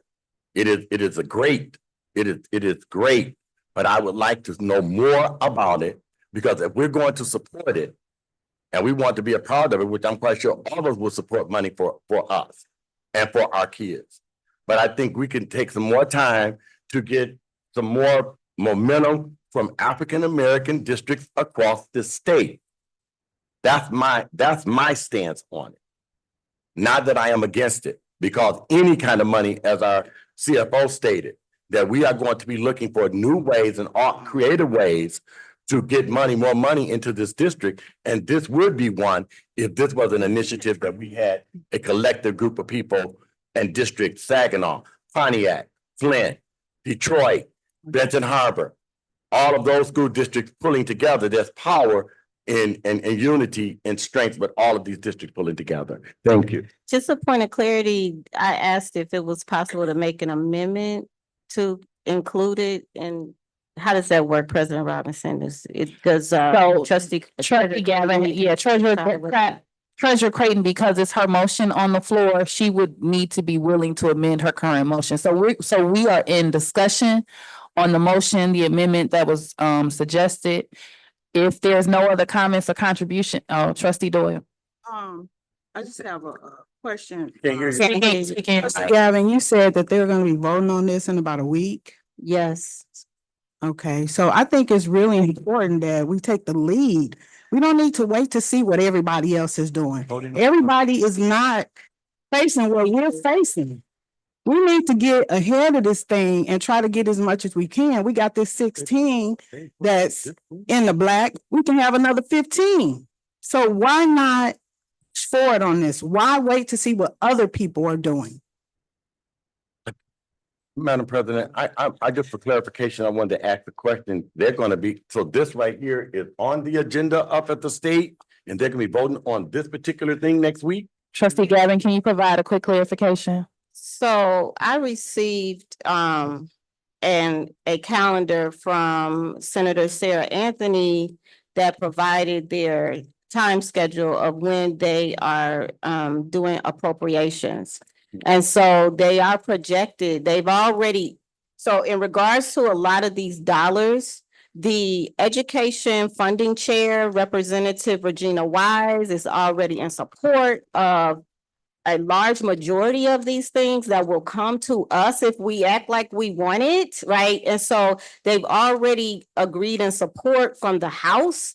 They've already agreed in Dan Camilleri of the chairperson of the Student Aid Committee has already submitted support from the Senate. And now they are getting ready to go into conference committee where they combine both the Senate and the House representatives to decide what to do in terms of finalizing the state budget.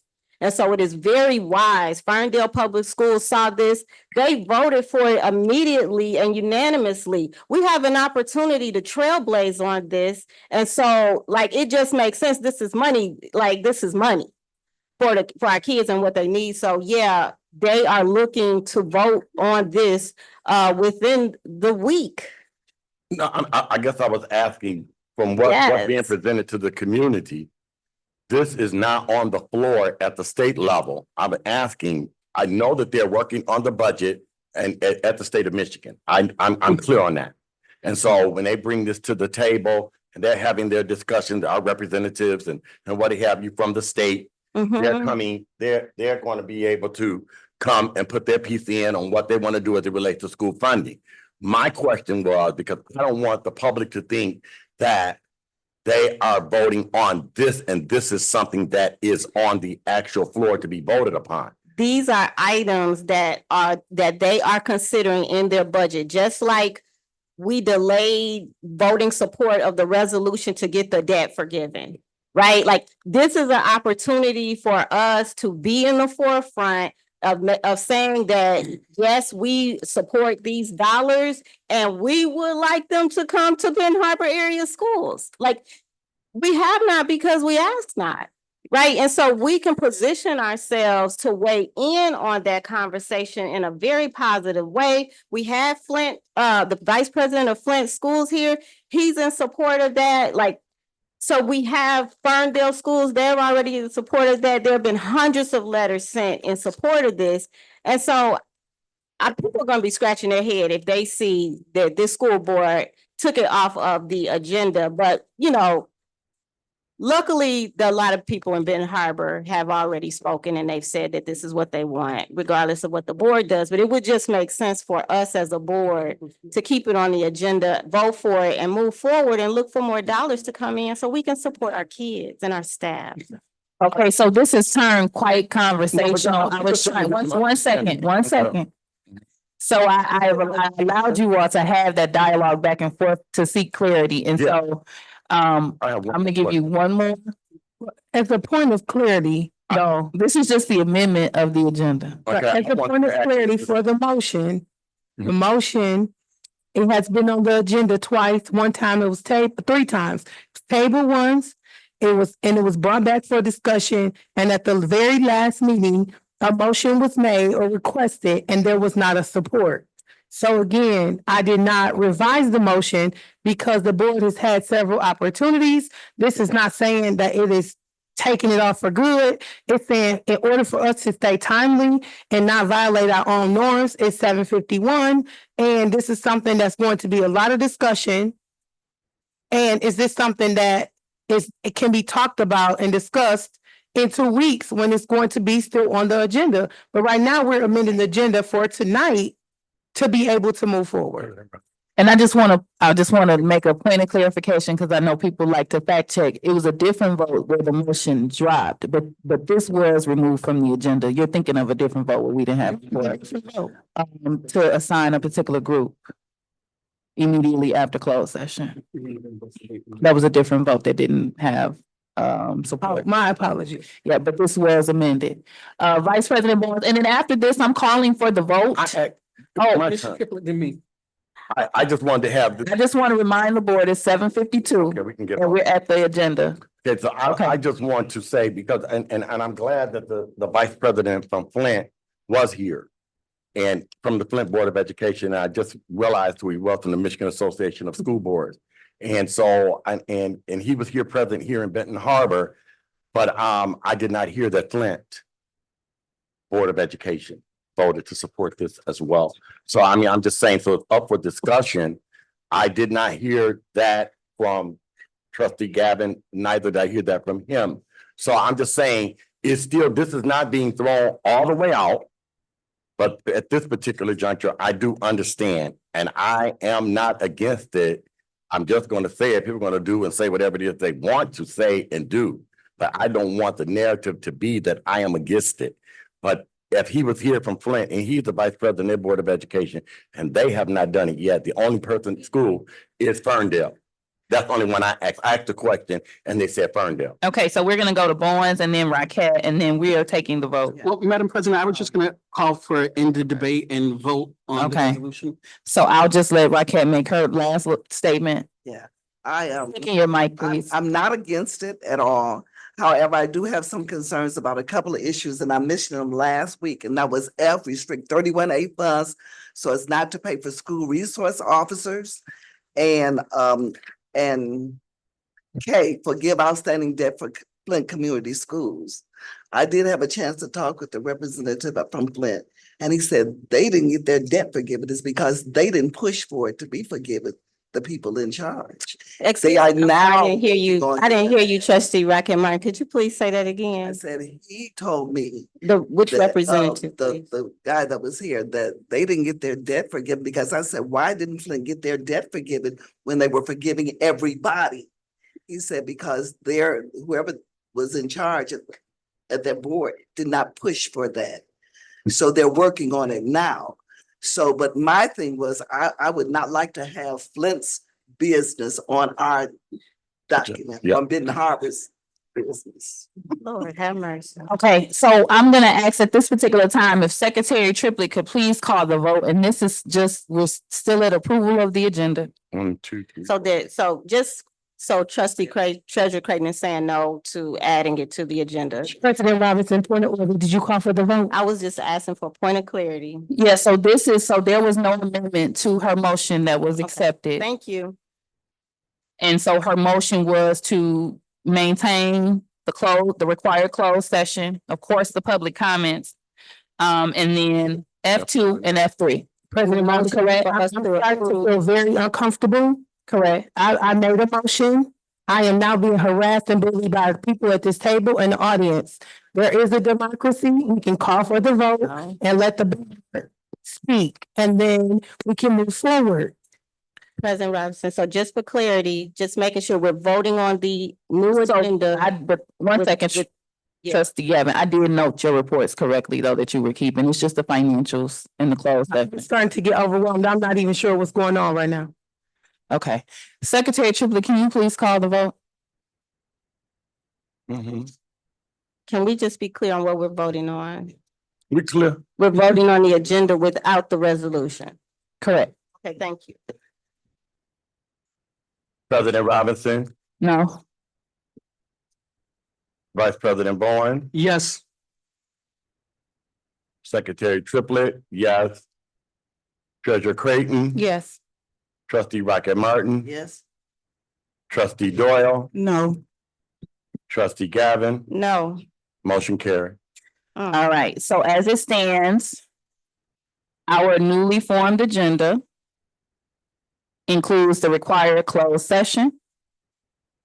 It includes the F2 and F3 and our required public comment sections.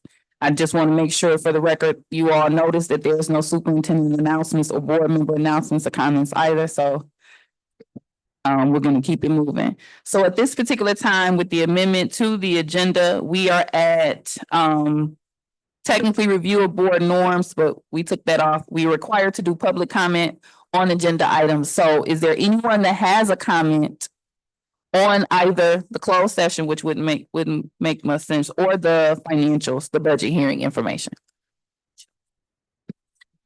Right now? Okay, hearing none. Next, we have our closed session. Just to update the public, so we have a closed session where we'll be going into the side room with legal counsel. They're gonna provide us with an opinion of counsel, which is not privy to the public, is protected by attorney-client privilege. Once we finish with the attorneys, then we'll come back out to take the votes on the budget as noted.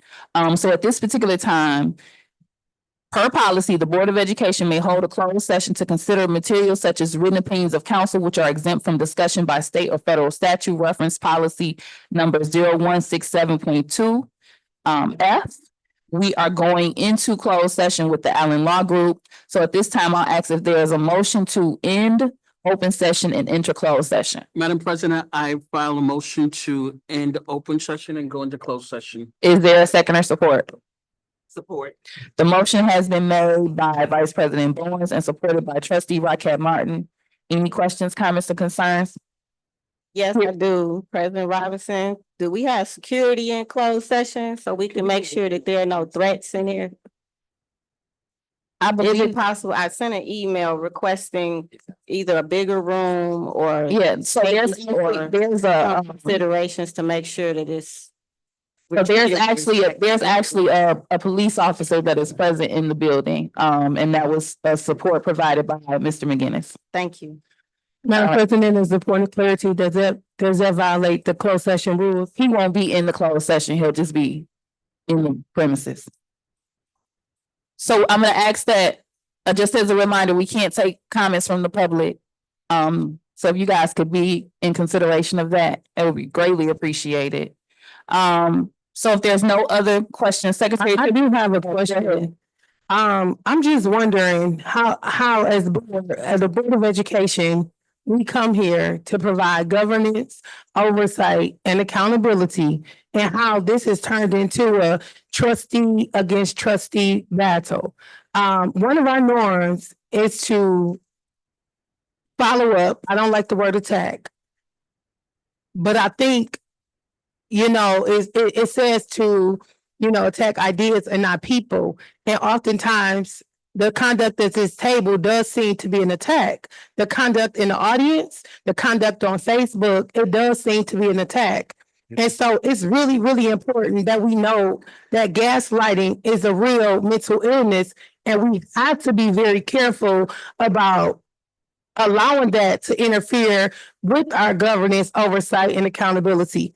I'm on this board to provide just that. I'm not on this board to debate with people about my one position.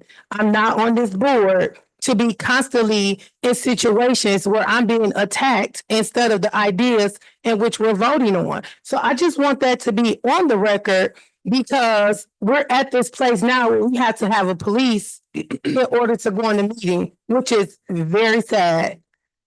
So we do have a police here. And at this time, it is board comments.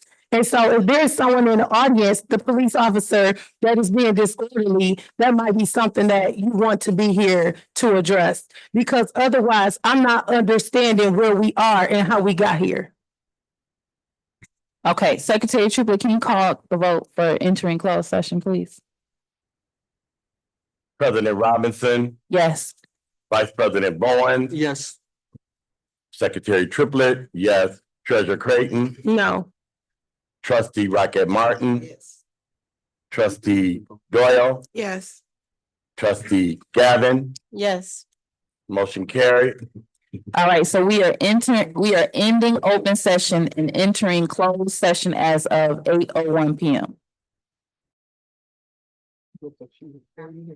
At this time, I'll ask, is there a motion to end closed session and return to open session? Madam President, You have the floor. I make a motion that you guys in closed session and return to open session. Is there a second or support? Second the motion. The motion has been made by Vice President Bowens and supported by Trustee Rocket Martin.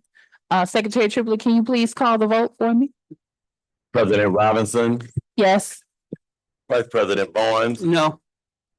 Secretary Triplett, yes. Treasurer Creighton, Trustee Rocket Martin, Yes. Trustee Doyle, Yes. trustee Gavin, Yes. motion carried. All right, we're returning to open session as of 9 o'clock PM. All right, so we only have 2 items remaining on the agenda. The first is the 2023-2024 final budget revision, staff report F2. Chief Vincent, you have the floor to present.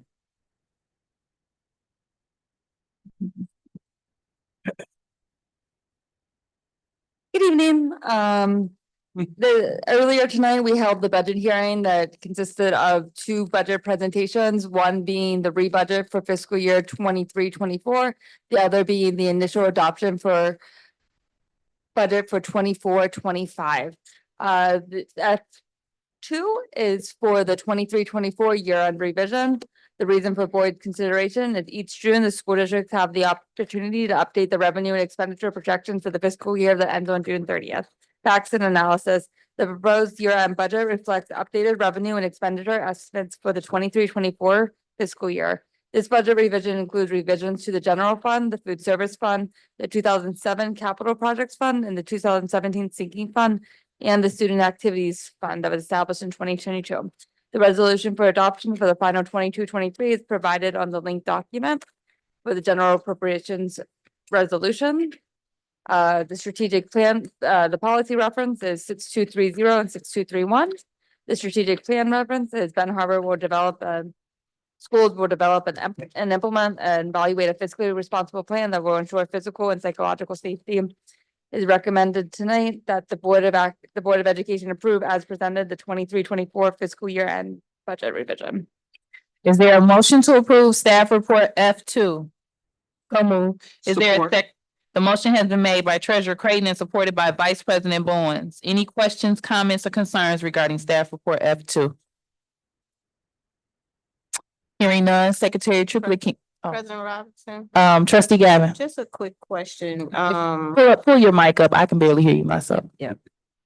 Just a quick question. The revisions, the specific revisions. What would be the top difference in the revision? Were you able to hear? Okay. Yeah. Okay.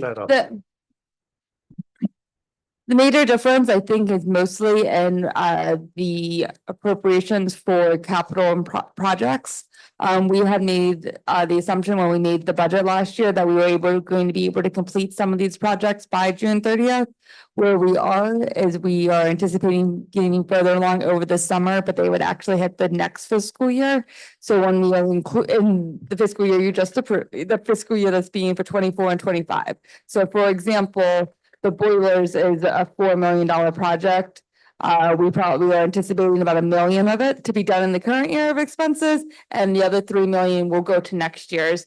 When you looked at the individual function code, I think it was about a $4 million difference, which is accounting for some of the changes. So even though they were approved from an accounting standpoint, since they're not done yet, they had to be moved into the next fiscal year budget. Thank you. So this is a pass, but this is Mhm. 23-24. This is not about the upcoming budget or anything like that. Well, they work in collaboration because as soon if you have to move something to a future budget, you need it to be. So if something didn't get done last year that was approved, you need to move it forward to the next year's budget. So that was the biggest difference would be, I would say, timing. Okay, and one last thing, just in regards to the allotments for like positions and staffing and all of that. This doesn't account for like position cuts or anything like that. For like these changes. It does not. This reflects the way we operated for this year. So the positions that were included were the positions that had someone filled at some point in the year for fiscal year 23-24. Thank you for clarifying. See, Mike. Secretary Triplett. Yeah, so, and just for clarification, I'm asking you this, we're approving this budget. But we can also, this is projected, but we can cut back. We still have the opportunity after we go through and have some discussion and what have you, not cut back from the budget, but I'm just saying some of the things that we use to spend.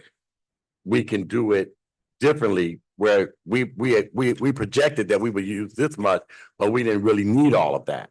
And so then we don't have to go into the savings because we've gone through and made some adjustments that were necessary to make sure that we were on target with them. But this is just give us a window to work within from what, because we still don't know our student count. So sometimes you might budget for more students than we get, or you might not budget. You might budget for a smaller amount of students than we get extra. So that'd be extra money for us to work with, correct? Point of information. Is that a thing, Robert? Were you trying to answer his question? F2 is actually for this year right now that we're completing. You're speaking more to next year's budget. I thought you said they merged together. I'm sorry. We haven't presented them together, but right now we're That's what I was specifically asking. on Did you do F2. both of it all together? I didn't know. Okay, thank you. So I was asked why what was the biggest change from what we originally presented? Okay, And the biggest change had to work in collaboration with next year's budget, Okay. which is how my answers kind of blurred together. back on track. So I'm good. So what you were saying is correct. And F2 is actually us doing the final revision, but yes, we can revise. Along the way. Yes. It's a living document. Thank you so very much for that clarification. Okay, if there's no other questions regarding staff report F2, Secretary Triplett, can you please call the vote? President Robinson, Yes. Vice President Bowen. Yes. Secretary Triplett, yes. Treasurer Creighton. Yes. Trustee Rocket Martin. Yes. Trustee Doyle. She's gone. Oh. At 9:01. Yeah, she left at 9:01. All right. And Trustee Gavin. Yes. Motion carried. All right, next we have staff report F3 regarding the 2024-2025 proposed initial budget. Madam President, Yes. I have a question. I would like to make a motion. And I need a little assistance on how to do that. I know that our next staff report that's on our agenda is F3. Keeping in mind that our CFO contracts expire June 30th. In order to actually move forward with this budget, I think we need someone in that seat. So I'm wondering, is it possible that I can I make a motion to amend staff report F3 to include that, or do I need to make a separate motion? Okay, so you're referencing. That would be so the vote for the CFO would have to be separate from F3. Okay. So what you would want, what it sounds like you're attempting to do is amend the agenda to return a staff report that includes the CFO, but only take a vote on that one particular person? So at this time, I would like to amend the agenda to include staff report H6, which would be to hire our CFO pending contract negotiations. Yes. Okay, 1 second. What? What are you saying, Dr. Bud? Can you ask that question to Treasurer Creighton? CFO. No, CFO. wait, I thought y'all eliminated. But we got rid of. Yes, you got, get rid of directors. I mean, you got rid of the chiefs, so. You do. I do have a question. So, after, June 30th, what happens to the position? They were eliminated. The chiefs were eliminated, so they would be directors. I'm sorry, I can't hear. I'm sorry, after June 30th, the chiefs' positions were sunset. We were supposed to vote on the directors' positions. Okay, so at this time, I would like to make a motion to amend the agenda to add H6, which would be to hire our CFO as the Director of Finance pending contract negotiations. Okay, is there a second? So what Treasurer Creighton is doing is amending the agenda to take the vote as noted. Is there a second or support to her amendment? Support. So the motion has been made by Treasurer Creighton and supported by I'll take Secretary Triplett. That we amend the agenda.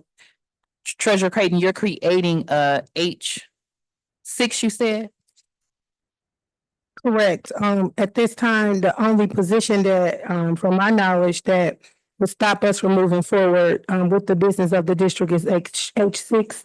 I realize that all of them are important, but it's just a little more work and discussion.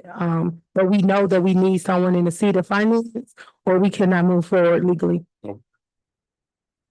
Okay, am I confused? There's no H6 previously, you're creating one. Right, so Okay. instead of getting into the weeds of Understood. dissecting another one. Okay, so the motion has been made by Treasurer Creighton and supported by Secretary Triplett that we amend the agenda to allow for H6 vote as noted. The motion was made by Treasurer Creighton and supported by Secretary Triplett. If there's no additional questions, I comments, have a question. Trustee Gavin. Yeah, I'm not against the hiring of what is the position? I'm not against the hiring of the director of finance. I'm just concerned as to why that wasn't provided to us ahead of time. We knew of the date. We knew of the need. And if it was, since it's that important, it would have been good to just have it ahead of time. And then we don't have we have people that say we didn't get opportunity to review. There is no document to review. There is nothing to review in terms of the actual language. I'm a visual learner, would love to see it in writing what we're voting on, but something that's serious. Is there a comparable document that we can look at to It's H3 in the packet. H3? So H3 includes the Director of Finance position and others. So what she did was essentially created a H6 that included the Director of Finance. Okay, so when we took the other items off the agenda, is H3 still gonna be on the agenda and we're just pulling it out? Or we took H3 off completely and we're only voting on the Director of Finance? So what she's done is H3 has already been removed per the vote earlier, but she's asking that we take a vote on the Director of Finance and creating H6 as a staff report in to prevent having to dissect and remove H3. So we're looking to hire for the Director of Finance and okay, and so just in terms of the pay and like all that other stuff, we just. Is that a question for me or Treasurer Creighton or Dr. Bud? Okay, for Treasurer Creighton, I guess. So just in regards of the pay and everything, is just kind of what was mentioned before, or is hiring like pending a negotiation and then we vote on that? Like, I'm just curious as to the process. I think that's a great question. I did send an email asking for that information and that wasn't provided. I know I don't know the normal Benton Harbor area schools process because obviously I'm not involved in day-to-day operations. But in a normal world, when a position is offered, there's a offer letter with a contract or some sort of working agreement. And so that information was not provided. And so I don't know the terms of that. And so that's a little difficult for me to say. I would have to defer to Dr. Butts for that. But as far as my motion, yes, it's to obviously leave that up to, I did ask a question if there is an approved list or approved pay scale or some kind of contract or offer letter that would accompany this, just so that I can ensure that we're not taking a vote on someone making $500,000, right? I'm being facetious. But so I wanted to be very intentional in the language so that we can have that information, but obviously we want the work to keep going. So yeah, that's where I am. I would like to call for the vote, just if that's something we could do, or Secretary Triplett, can you please call the vote? If we And this could is just, hear the motion, I'm sorry. I just want to hear what we're voting on, if that's okay, President Robinson. Like what the motion Treasurer is. Creighton, can you be so kind? are we voting on the motion or the amendment? This is just the amendment of the agenda, so we're amending the agenda to add the vote back. H6. Okay. President Robinson, Yes. Vice President Bowens, Yes. Secretary Triplett, yes, Treasurer Creighton, Yes. Trustee Rocket Martin, Yes. Trustee Gavin. I don't have access to H6. There's a H6 on the agenda, but I can't even see it. Give me just a second, I'm sorry.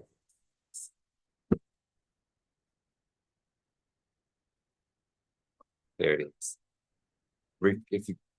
If you refresh, it should be there. Sorry about that. I was updating as you all were Just have a changing. moment, just a quick moment to look at it.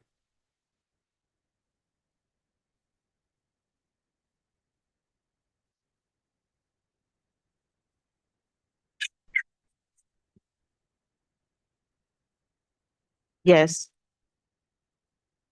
Motion carried. All right, so now this is, Treasurer Creighton, I believe that you were wanting to take the vote on H6 prior to the actual budget. Is that your amendment? I don't know where it was added on the agenda. We just added it. We Are we can, gonna add it right here? did You add it before F3 or after? I think F comes, Yeah, I did it under the HR section, just a new hire. I just separated out, I pulled it so out. H would come before the F. at this time, I would like to make a motion that we approve staff report H6.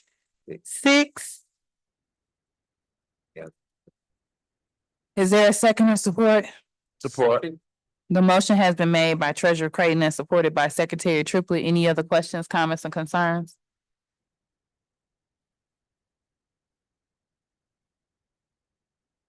I would just like to add for the record that if I was to amend it, I would also include the transfer of Chief Corson into the Director of Facilities role. However, I do not want to belabor the meeting any further. So Secretary Triplett, You had a question at the end? yeah, question. Go ahead.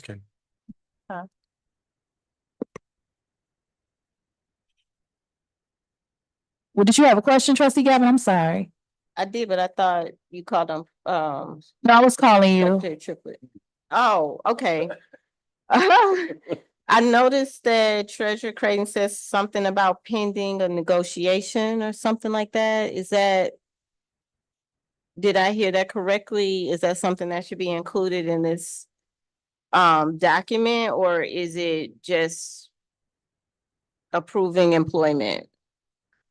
That's a good question. From a policy standpoint, do we actually approve salaries? I'm not being sarcastic. I really don't know. I've been asking this in email.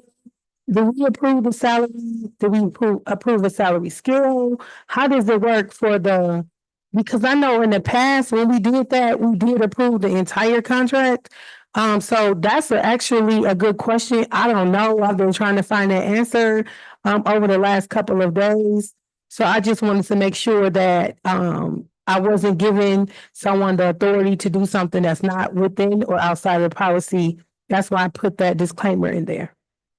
So if that's something that you can help me with, I would appreciate it, because I'm not sure. Dr. Butts. Yes, ma'am. So typically, the negotiation, besides my contract, the negotiation of salaries are within the realm of the superintendent. You have the policy for that? What's the policy reference? I don't have that policy reference. That's what I've been trying to find out. Okay.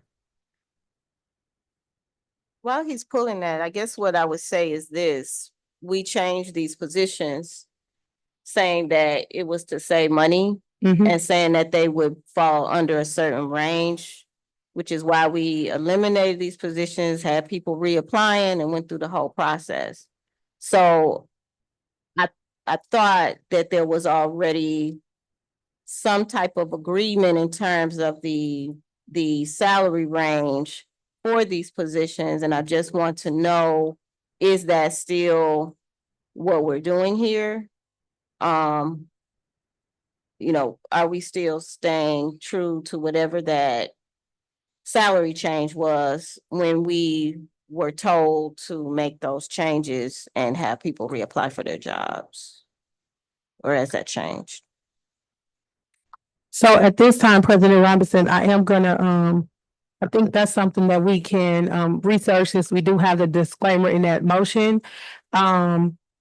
Did you have a request to amend or what were you saying with that last comment that you made? I was I don't- according to the range. Oh, I'm sorry. I thought it was. So I would just it's kind of difficult for me because I made the initial recommendations I did so that we could try to have some staff in place by 7/1. And so I know that we're securing our director of finance. That's extremely important for the budget. But I was saying that I wished that we could secure the other current chief that we have in this vote, being that we're so near the end of this academic year. And I know there's some amazing other staff that we were attempting to hire. So that's why I tried to include those in recommendations.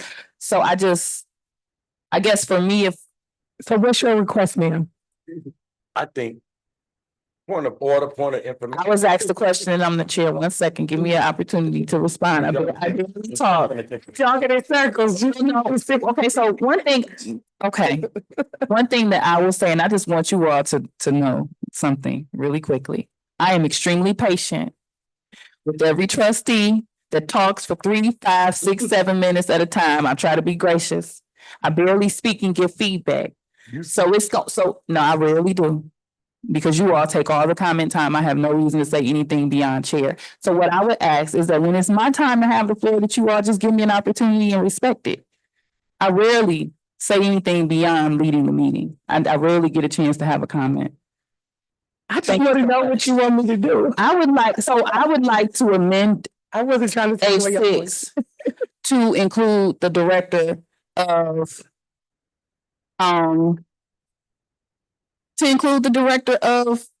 facilities. Do we have a support for that amendment? Well, it shows if you're willing to, We need a support. is anyone else willing to support?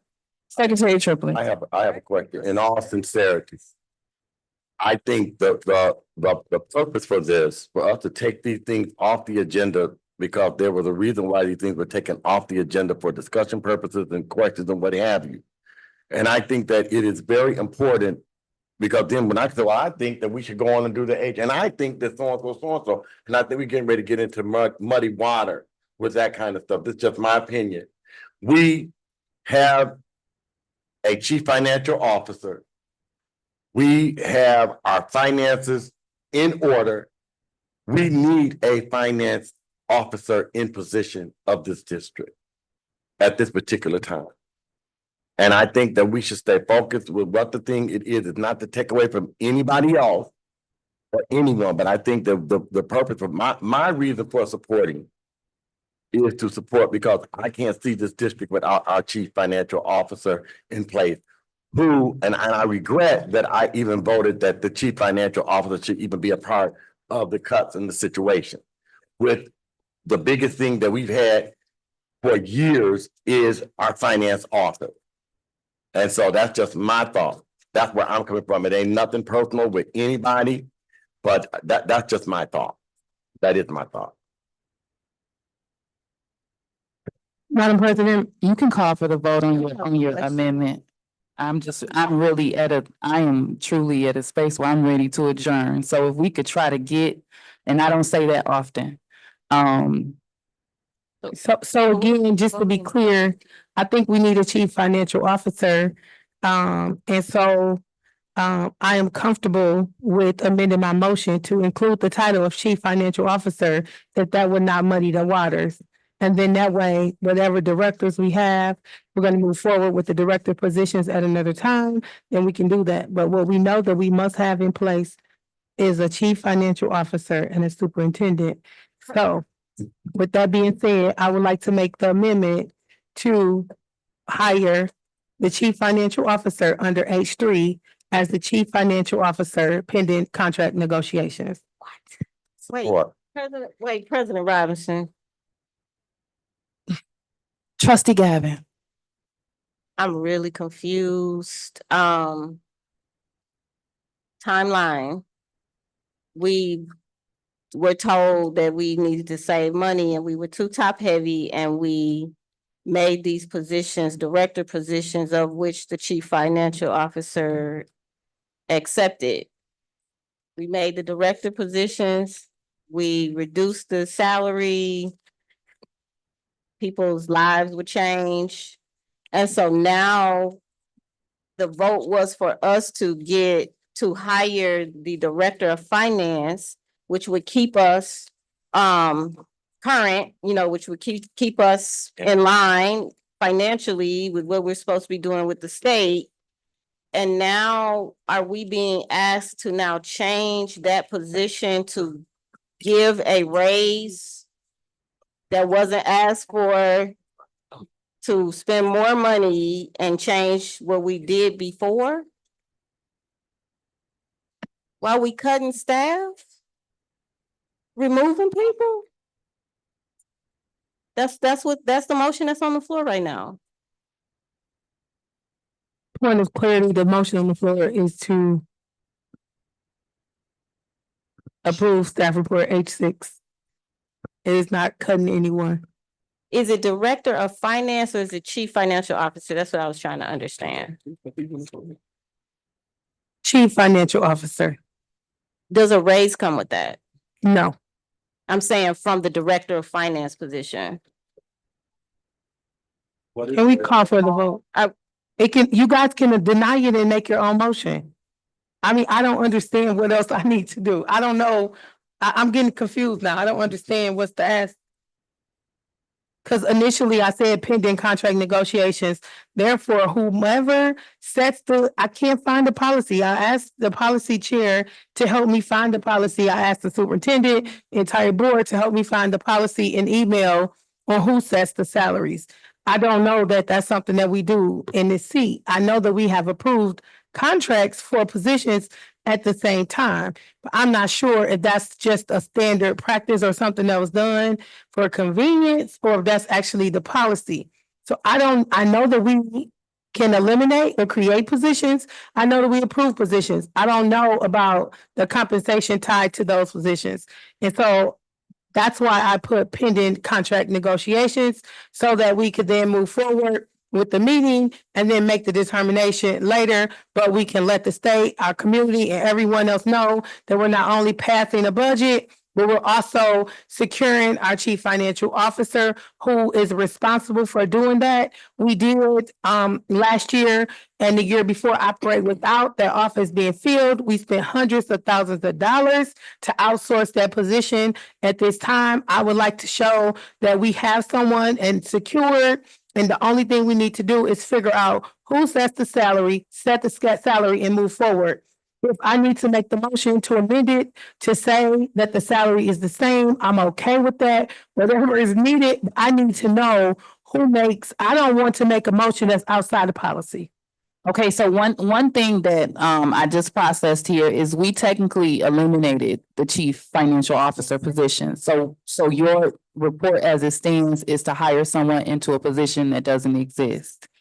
So we would be safer at this particular time in going with the director of finance title. And if we decide as a board that we need the CFO and want to redevelop that position, we could do that in our upcoming meeting, but I'm good with that. I just didn't know what y'all was asking. To be clear, it's not, I've been there, it's 4 o'clock. I understand. So we would be, the safer way at this particular time would be for the title to be director of finance as it is. If we decide that we are more secure with the chief financial officer title, then we would have to redevelop that position because it's been eliminated.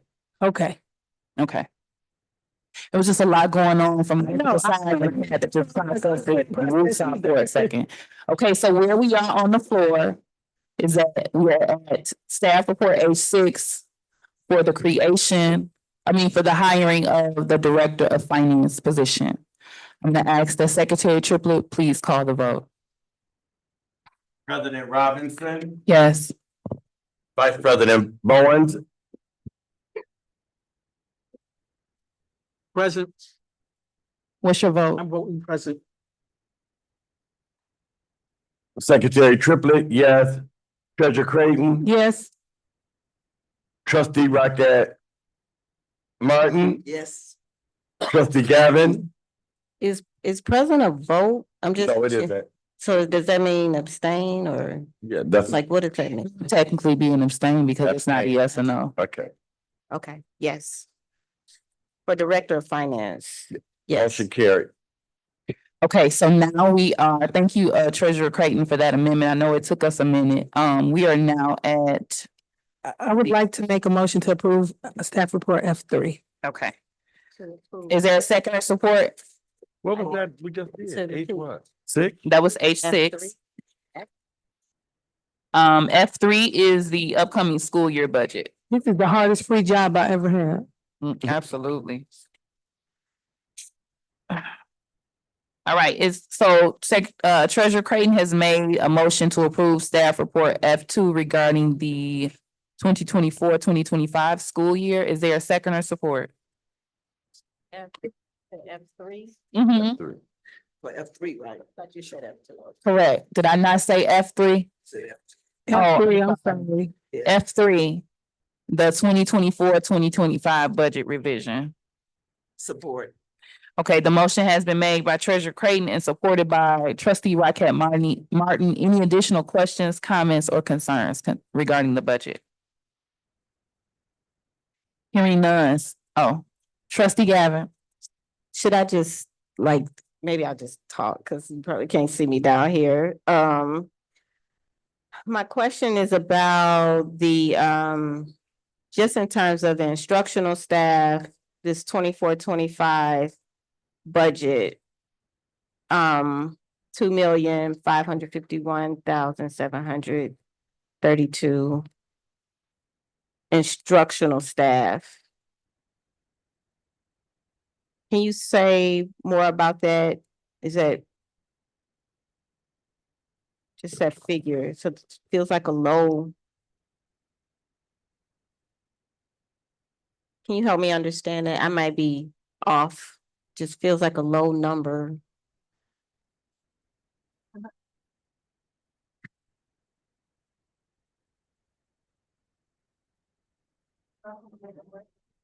I'm sorry, on the first page. The 2 million was added needs. And the 9,956,000 was the instructional staff. So the difference between those two functions is traditional classroom versus special education classrooms. I'm sorry, I didn't hear the last thing you said. Traditional classrooms versus special education classrooms. So 1.11 is the traditional classroom, and then 1.2 is added needs, so special education and ELL make up those categories in CTE. Okay, just when we look at this budget. When we look at this budget versus, say, a previous budget in terms of instructional staff. And I'm just trying to see if any of this connects in terms of job cuts, restructuring, right sizing, all of that, right? That future intention to do those things, did that play a role into this particular budget? Or did you use just kind of a budget similar to what we already had, and you're not going to change the budget until there is an agreement on those cuts? Does that question make sense? Yes, it does. When we were making the budget, we had to make a decision on which way we were going to make our assumptions off of. The direction I was given to move forward with the initial budget to reflect changes that might be made. We do have the option to amend our budgets as we go through them. The positions that were originally presented for elimination was about 2 million. I don't think they do not fall. None of those positions, except for one, was within a teacher classroom position. So that is not a reason this number would have went down. What we are focusing on with the support of our cabinet is looking at instructional technology and some of the programs that we buy. And we have a lot of duplications and lack of use in them. So we're looking to streamline our strategies, which is why the cost has decreased. So this incorporates the elimination of a virtual teacher.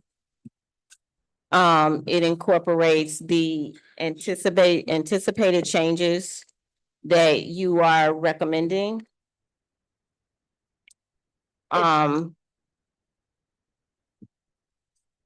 Okay, and so for those reasons, I cannot support this particular budget as is. I definitely would love to see a budget before me that that protects our staff, that utilizes our staff in a way that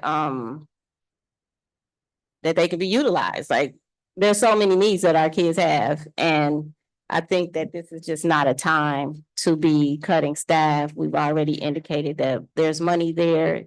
And so I'm not in support of that. And I'm definitely not in support of eliminating a virtual staff person, because if there's a shortage, it's because we're not doing what we need to be doing in that realm. A virtual person can work with a lot of kids if we do it right.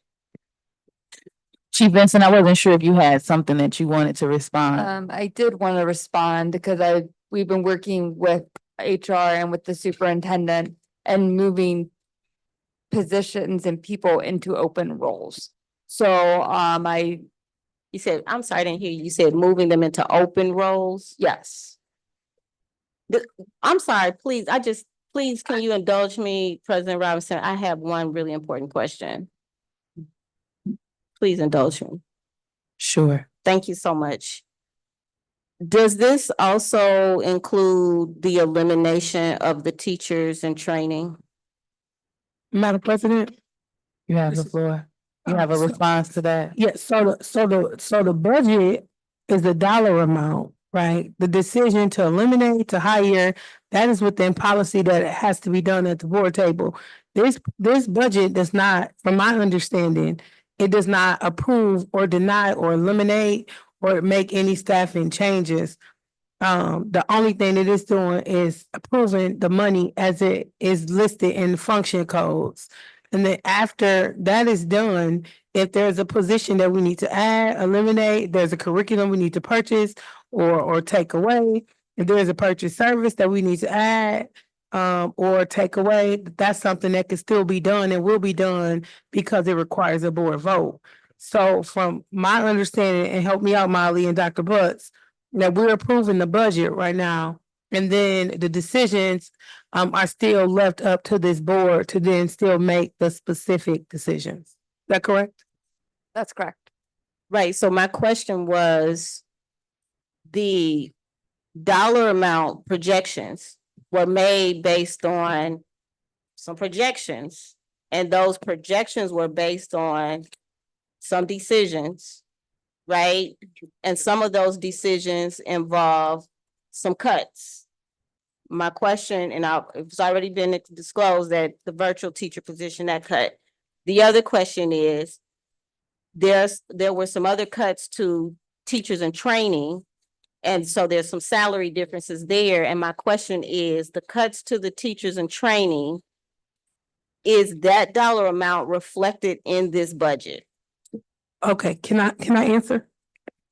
Yes. Okay, so just to clarify, to go, if you think back to the budget hearing, right, and we talked about the function code. So what we do as a board is that we approve that, right? So the function codes will be as such, understanding that this budget is $4 million over budget currently. So with that being said, we've allotted $4 million out of our fund balance to be set aside, if this is approved, to go to whatever is determined and recommended by the superintendent and the cabinet and then approved by this board. So this is only approving the dollar amounts per function code. So it can be revised or modified at any time with the board vote. This is only giving them the autonomy to move forward, to send it to MDE, and move forward. After that, all of the decisions, the cuts, the eliminations, the creations will still have to take place at this board table. So just to be clear, again, we're approving the budget to accompany the numbers, to support the numbers that are listed under each function code in the budget proposal. That's what it's doing. That's not being answered. The question that I'm asking is, did that decision? No other change? decision has been made, but for money to be allotted per function code. No other decision has been made. Okay, trustee Raquel Martin, did you have an additional question or comment? My question is, did that decision have an impact on this budget at all? So according to the student count of 1,200 students, the generous amount that's given for staffing under the function code is a surplus. So we have well over enough money in our budget to handle our staffing. Now, how the board decides after this to allot that money will be up to the board. But right now, it's enough in there to cover whatever needs to be covered. So there will be some hard decisions. I'm not gonna, if that's what you're asking, there will be hard decisions. But right now, we've amended those things and taken them off the agenda so that we can include what you said today, what the public said today, all of our input, I'm sorry, I'm getting delirious, but all of our input, all of our feedback, all of that, I think was considered when we amended the agenda and removed those things. So right now, this is just approving the budget. Any other cuts, eliminations, whatever, that'll be done at another date. So we can anticipate, right, the arguments, or we can anticipate some of the other decisions that may be made. But right now, this budget is not making those decisions. Can Molly answer my question, please? May I get an answer from Molly answered the question earlier, or am I, at this point, so what I'm gonna do at this particular time? The answer, it's a yes or no. It's a yes or no. It takes 2 seconds. Tops. Okay, so I'm gonna proceed with, is there a yes or no? So this is my frustration. I granted the grace for the additional question, and we've been here about 5 extra minutes, and so I'm not hearing the answer, and I'm not, I guess I'm missing the answer. Yes or no, what the answer is? Do you still remember what the question is? Cause I don't. The budget was built around Confused. having certified teachers and the positions. So the cuts to the teachers and That's another is reflected in the budget. The budget was built around there being certified teachers. That means if there's a TNT in the position, there'd be enough room in the budget to support that position still. That decision would need to be made by the board. Secretary Triplett, can you So please no call? one is getting Secretary, cut. That's Except for the the thing, very right? first. Nobody is getting cut. No, we The don't. board, this right here is just the budget. We did have a budget here. guys, I have to go. Can you take over with Sherry? I have to go too. So if we, So it's gonna okay, close out. so can you please call the vote? Is that what you asked me to tell? I thought you I asked want you me to call the vote, yes, to vote for the budget. for the budget, please. Yeah, I'm a little delirious too. President Robinson, Yes. Vice President Bowen, Yes. Secretary Triplett, yes. Treasurer Creighton, Yes. Trustee Rocket Martin, Yes. Trustee Gavin, Yes. motion carried. All right. Madam President, I move for adjournment. Is there a second or support? Second. The motion has been made by Secretary Triplett and supported by Vice President Bowen. Secretary Triplett, can you please call the vote? President Robinson, Yes. Vice President Bowens, Yes. Secretary Triplett, yes. Treasurer Creighton. So adjournment. He's exited prior to. Trustee Rocket Martin, Trustee Gavin. Yes. The meeting is adjourned. Motion carries, meeting is adjourned as of 9:45 PM.